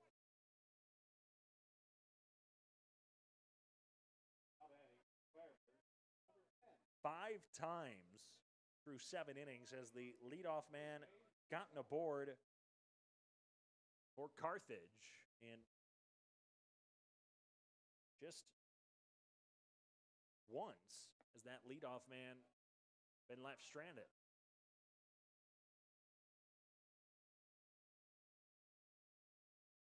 Which still is not a good thing, but it's just to say that the leadoff man really, despite those getting on, nothing's really been done with him. Just ahead of that, off the tip of the bat, foul ball 0-2.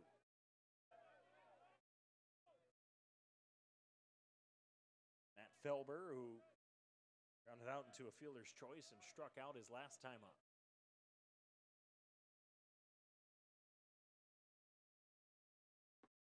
Takes a fastball at the knees, strike 3.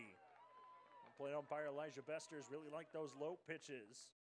And a leadoff single, double play, and a strikeout looking sends everyone down in order. After 7 full from Kenosha, it's Millikin 5, Carthage, 0.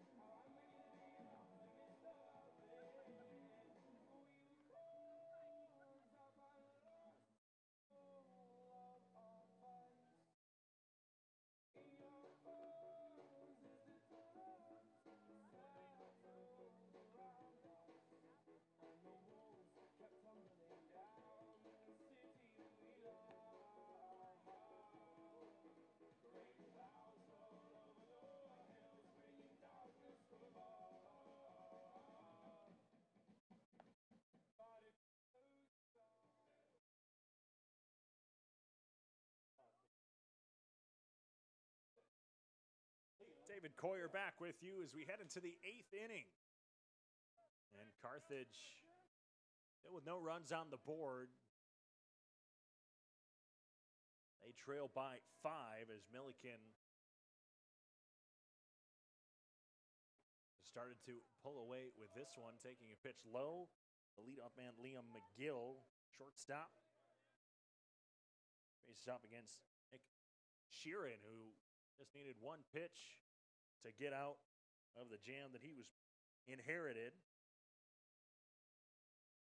forcing Aiden Stork to ground out.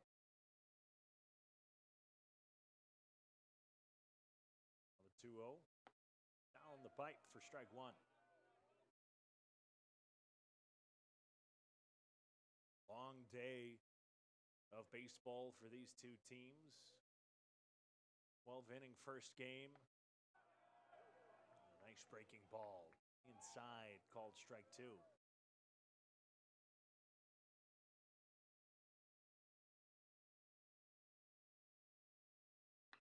Rolled over, just foul past third base. Staying alive. So this inning for 20 these two teams have played today. We still got one more. 2-2 outside.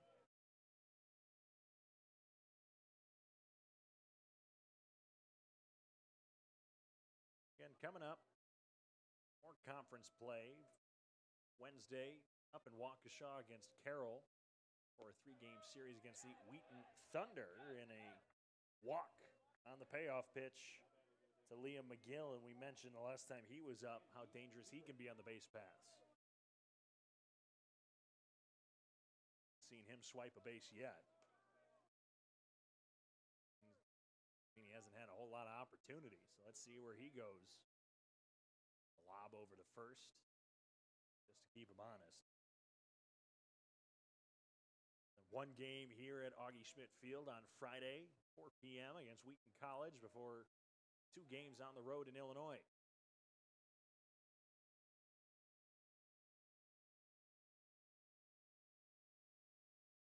Carthage with the opportunity to try and climb their way back up to those conference standings. Fly ball, shallow right field. Difficult spot, but luckily dropping in foul territory.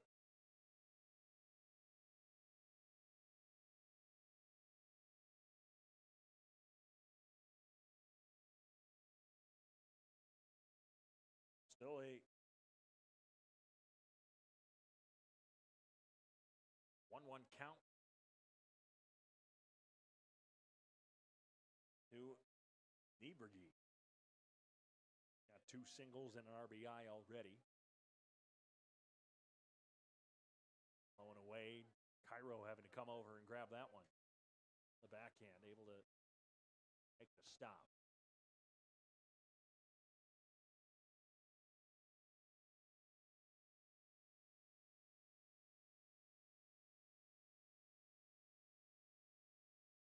Fooled him with the off speed.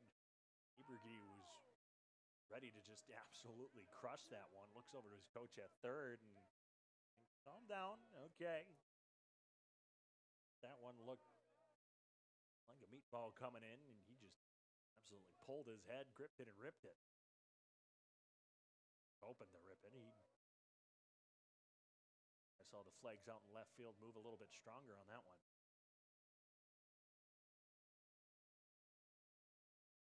The 2-2. This one now ripped into left field. Going back, Fulton at the wall. Are they going to say that's a home run, or did that go over?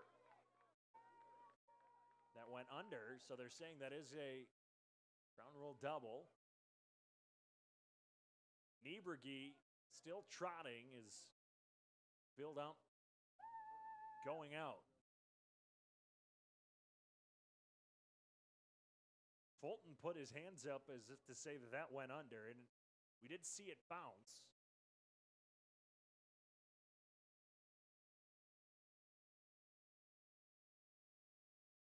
And they're saying it is a ground rule double. So that will send Liam McGill back to third, and Nieberge to second. 2 runners in scoring position, no outs. That was the farthest hit ball we've seen today on the fly. Wouldn't say that's quite the hardest. We've had a couple of hard line drives, hard ground balls. Nieberge finally got a piece of the pitch that he wanted. Brings up Cameron Ross. He rips this one into the left center field gap. Coming over Fulton, that'll fall in front of him. 1 run will score. Ross heading to second, and on the awkward throw, gets in there.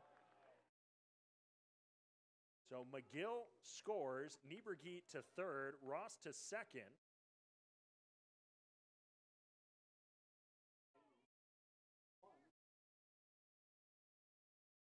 And they're saying that was a single to left, advanced on the throw. Still no out, 2 runners in scoring position, and the lead grows wider. To the top of the order we go. Tyler Gade doubled and scored his last time up. Checks his swing, but called a strike on the corner.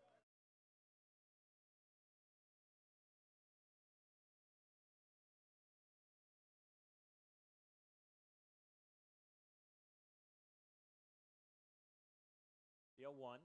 Swing and a miss. Down low. Now Millikin's just trying to unload. A lot of speed here coming from Sheeran, but he's fooling them with these off speeds.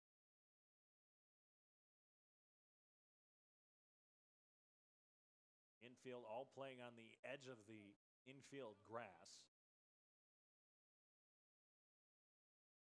And I was going to say before Ross swung at the first pitch, I was almost expecting him to bunt, but he ended up working a lot better.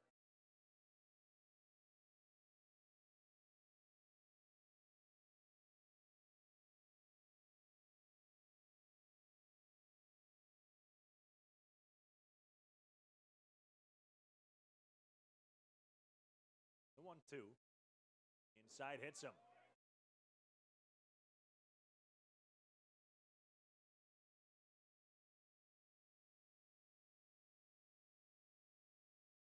So hit by pitch loads the bases with no outs. This is where you kind of look back to the game earlier today where James Lindenmuth had to come in, and then he took the unfortunate line drive. And then we saw Trey Zastro come in, and then you had to use Jake Papagayo again. You're starting to get to these younger arms late in the game, and we're going to see another pitching change. We'll see who it is. Coming up.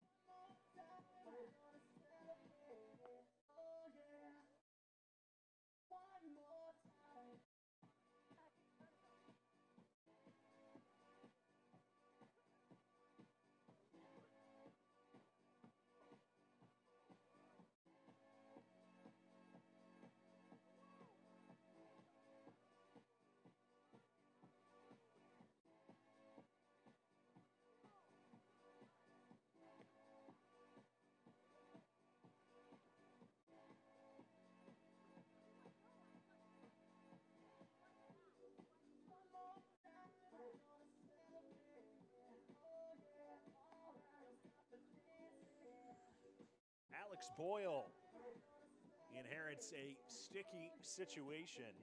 Bases loaded, nobody out, top of the 8th inning. Relieving Nick Sheeran, who could just retire one. Through one pitch in the 7th inning, forced a ground out. And so far, a walk, a ground rule double, a single, and a hit by pitch relieves him. Boyle, the local boy freshman out of Kenosha, Wisconsin, played at Bradford High School here in town. And Boyle has not pitched since March the 6th, when he pitched an inning in 2/3 of relief, allowing just 2 hits, no runs against Concordia, Wisconsin. So comes in against Kyle Gibson, who has reached 3 of 4 times here in game 2. First pitch ball. Gibson walked and had those 2 stolen bases before scoring his last time up. Had 2 singles before that and struck out looking, and right now, anything in the outfield with Cameron Ross right there on second, most likely score 2. This one high, deep down the right field line, slicing foul, and luckily it does for Carthage. Just at the wall, about 3 feet to the left, would have been off the wall. Honestly, about 1.5 feet to the left and maybe about a foot higher. That's a home run.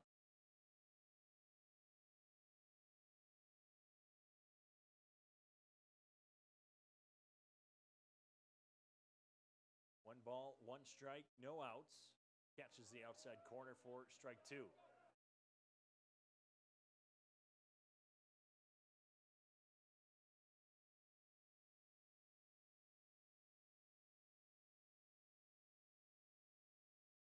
One double play turned all weekend for Carthage, who has turned now 10 on the season. This one poked into left field, a base hit, and here comes Ross just booking it around third. Even shallow left field, 2 runs score, still no outs, as Millikin adds more to their lead.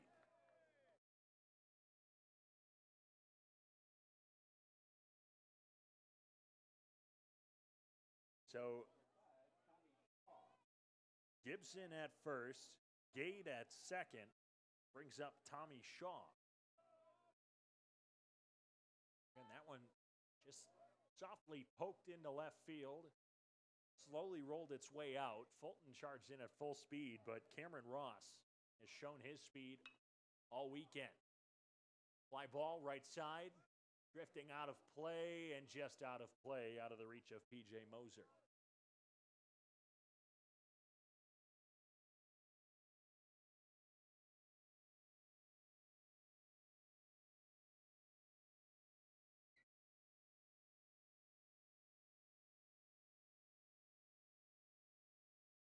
So 1 strike, again, no outs, 12 hits now for Millikin.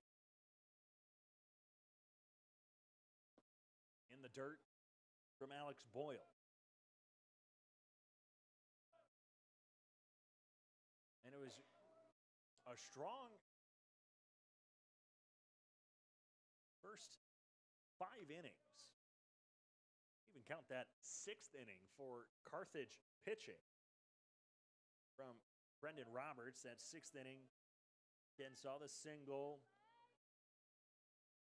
and then another single, and then the pass ball that advanced the 2 runners, and then the sac fly. So where you saw Roberts starting to struggle just a little bit more, but still a strong 6 innings showing, 7 strikeouts for Roberts. And since then, allowing, as of right now, 6 runs. There's still no outs and still 2 on. Down the third base line, he's calling that a fair ball. Coming around third is Gade. Gibson close behind him, and that went out of play just past the Millikin bullpen. So another ground rule double will score Gade from second. Gibson will have to be held up at third.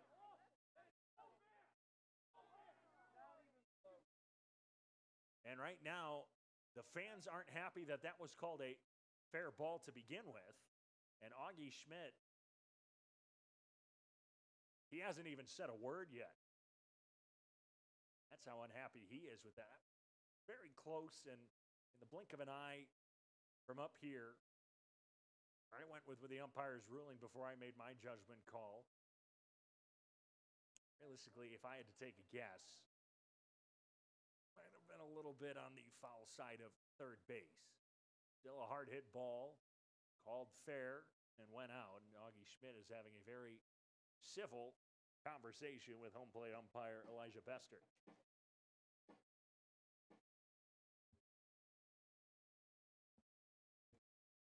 And that brings us to a 10-0 ball game with still no outs.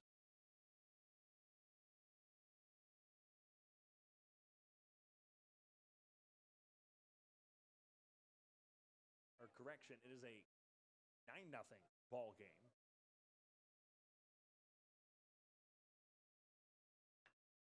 But now it's lifted high to right field, charging in Tubbs. Long run for him. That'll fall in the Bermuda Triangle out there in right field. It's now 10-0 and still no outs. Gibson scores. Shaw over to third. Jansen with a single, no outs, and we're on the 8th batter of the inning. Hit number 16, Sam Busher, who's singled his last 3 times up. Grounded out his first time up, and that's all Carthage is looking for right now, is just to get a ball on the ground. Check, swing, he went.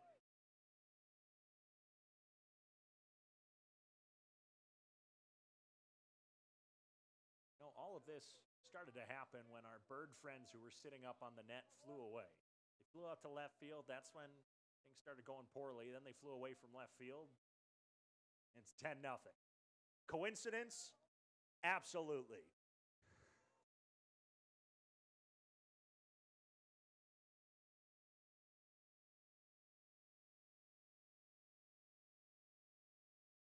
A 5-run 8th inning. Blown the doors off of this one.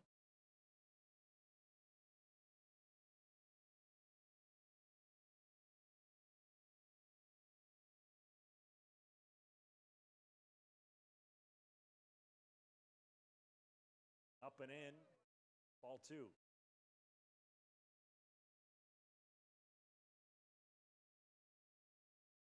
And of these runs, you know, Alex Boyle came in, inherited the bases loaded, but as of right now, he's only been credited with just 1 run. Because those first 3 were Nick Sheeran, or first 4, I should say.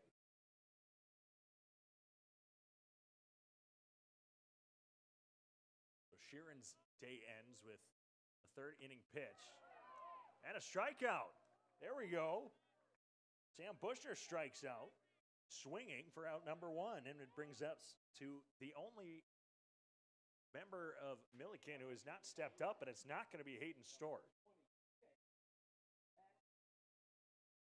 Max Thompson.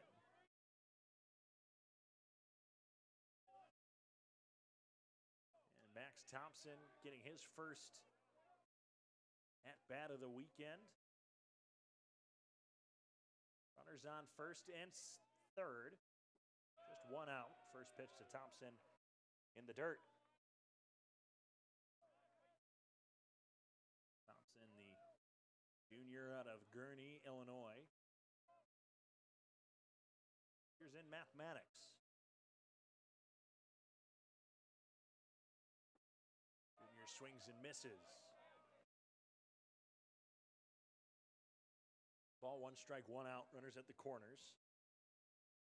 And the 9th batter this inning. We've gone around the lineup. And missing outside. 2-1.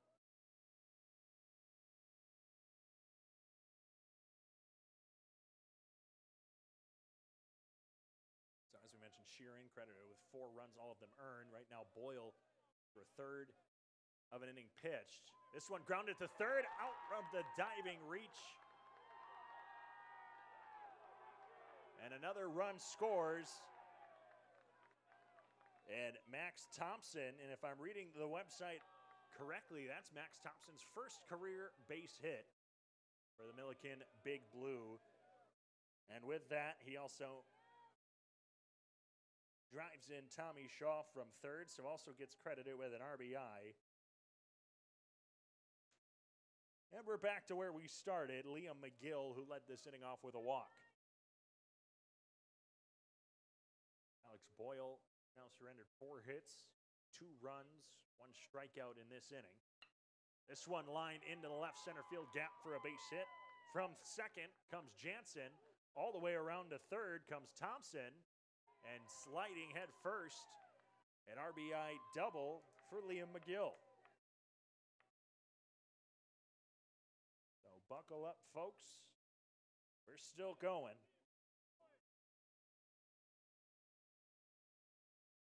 Two runners in scoring position, and we'll get another mound visit this inning, and slowly but surely walking out there. And I think that will be it for Alex Boyle in this one. We'll step away for a moment. It's 12-0 in the top of the 8th inning from Kenosha.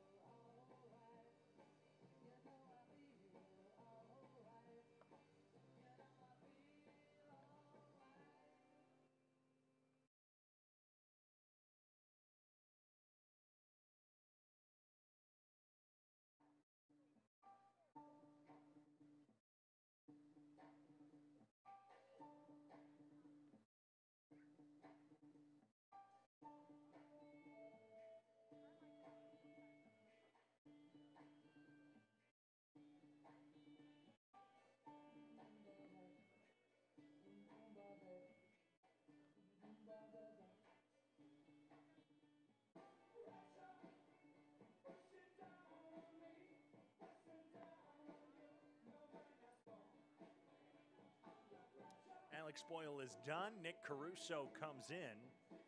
Caruso, the junior out of Aurora, Illinois, making his 5th appearance of the mound on the season.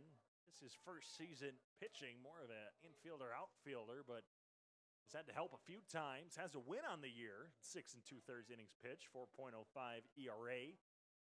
Allowed 8 hits, 4 runs, 3 of them earned.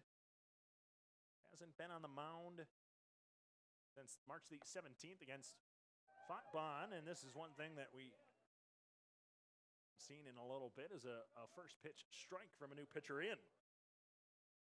So Alex Boyle able to get 1 out. 6 batters faced on 5 hits, 3 runs, and has 2 still on. That could be credited to him, but a swing and a miss from Andy Nieberge.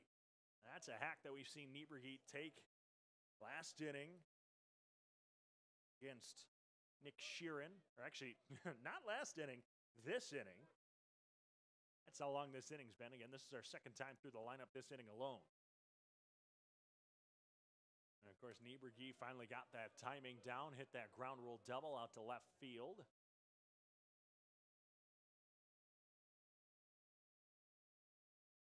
12-0 your score once again with 2 runners in scoring position. Swing and a miss. Foul tip is what he's calling. 2nd strikeout of the inning. That brings up Cameron Ross. Nope. Spoke too soon. We have another pinch hitter. Colby Kozlowski.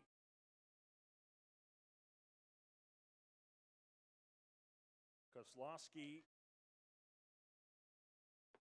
came in late just defensively in game 1 today, so now gets his first hack at the plate.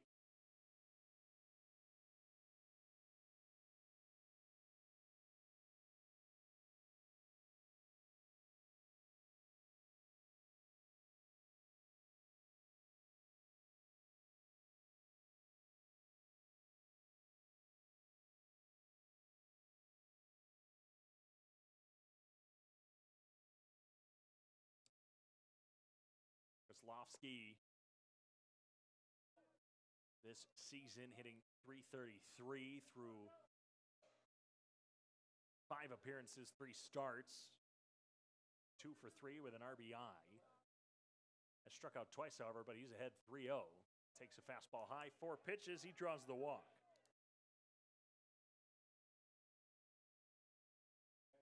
So bases loaded. Tyler Gade, his 2nd at-bat of the inning, was hit by a pitch, came around to score.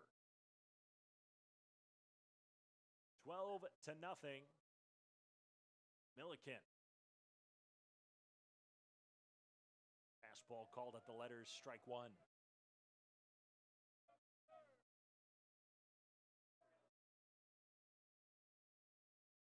Double-digit strikeouts again for this Carthage pitching staff. They're up to 10 now. This one fouled off, 0-2. Tyler Gade. So got to look for those small wins in this 12-0 game. And starting pitching is there for the Firebirds. Just got to start figuring out that bullpen. 9 pitchers used through these 2 games.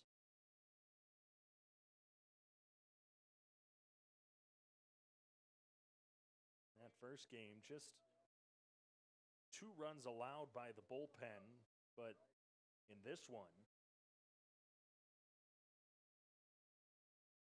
so far 10.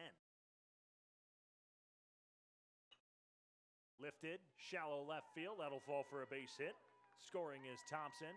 Another run comes, and that is a 2 RBI base hit, sending Kozlowski to second. McGill and Thompson score on the base hit from Tyler Gade. This inning kept alive. It's now 14-0. And Kyle Gibson at the plate. substitutions near the bottom of the lineup, trying to get some people some at-bats. It's the game to do it.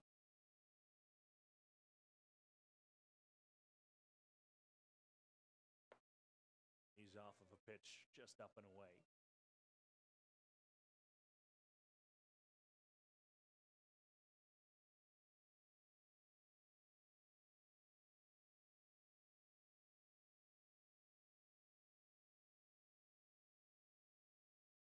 That one rides up, ball 2.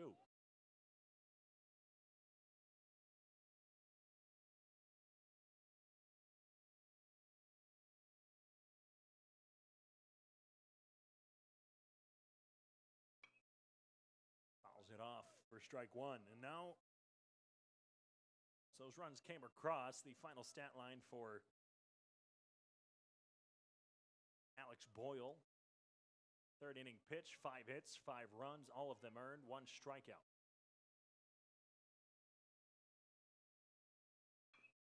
High chopper to first.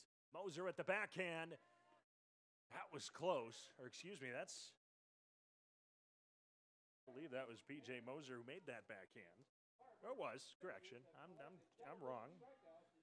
But a 3 unassisted mercifully ends that 9-run inning.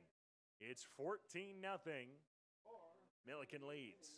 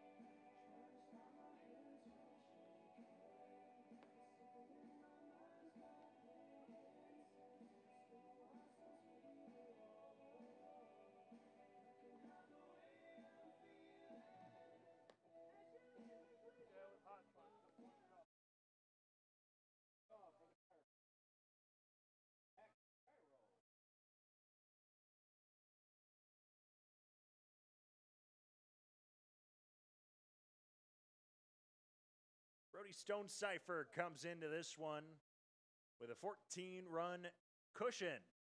4.60 ERA for him. First pitch to Max Kairos fouled back to the netting. His 9th appearance, 15 2/3 innings pitched. Allowed 9 runs off 12 hits. Now that 14-run lead, provided that Carthage does not score 5 runs, this will be the final inning. So Carthage trying not to get run ruled, also trying not to get at least shut out.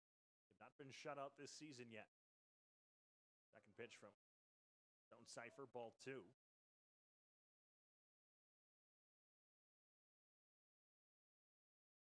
Xander Tubbs singled in the 7th, which seems like forever ago. It's the last base runner that Carthage has had. However, he was doubled up on the ground out from Drew Connect. Cairo got a piece of that one for the foul ball.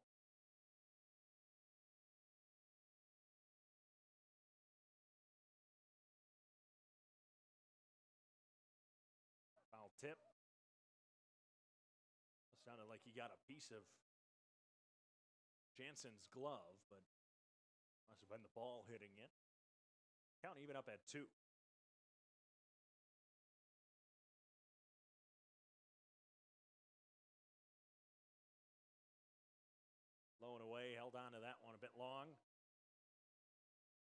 righty coming across his body. And count's now full.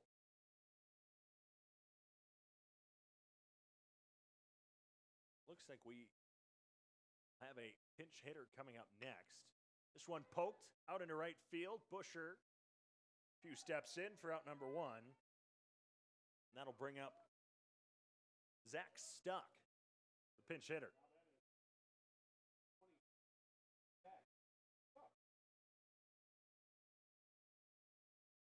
So Divine's day is done. Stuck, the freshman out of North Aurora, Illinois. Played at Aurora Central Catholic High School. Time all-conference selection and was all-area team in 2023. Aurora Central Catholic, that team in 2022 that won their regional.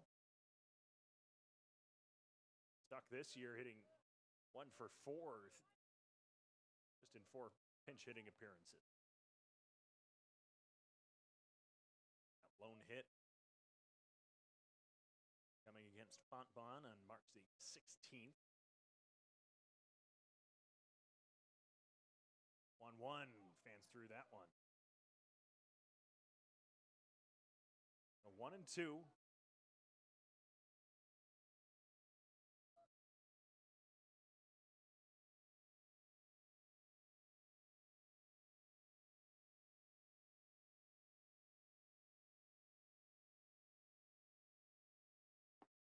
Swing and a miss. 2 up, 2 down. Brings us back to the top of the order. We have another pinch hitter. It'll be Orrin Hill, junior out of Fresno, California. So one more pinch hitter, and right now, again, Augie Schmidt just trying to get some of his hitters some plate appearances. Or to get those now earlier in the conference season.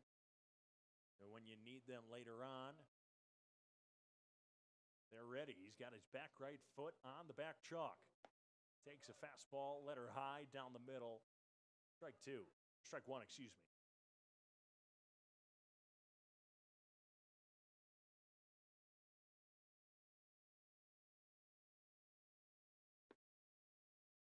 Right at the knees, down the heart of the plate. Now 1-2 to Hill.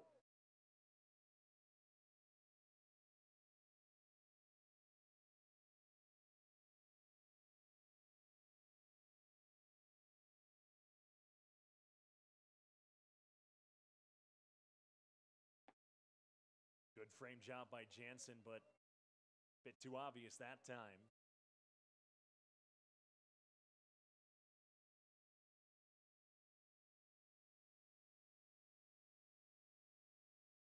Swing and a miss. Got him. 3 up, 3 down in the 8th inning. And that's all she wrote. 2 hours and 42 minutes for game 2. And just as the first game went into extra innings, this one called after 8. A 14-0 shutout. Millikin takes the doubleheader and the series against Carthage. They improve to 12-10, 2-1 in conference play, while the Firebirds fall to 12-5, losing back-to-back and falling to 1-2 in CCIW play. 14 runs, 17 hits, a 9-run 8th inning. I don't know what more we need to talk about. The winner of this contest for the Big Blue. Close my scorebook, shouldn't have done that, is Landon Johnson, and the losing pitcher, Brendan Roberts, for Carthage. Thank you for joining us for this doubleheader that saw extra innings and saw a run rule second game for everyone here with the Carthage College Athletic Department. I've been David Coyer. You've been watching continuing coverage of Carthage baseball and the CCIW baseball here from Kenosha. Until next time, have a good night.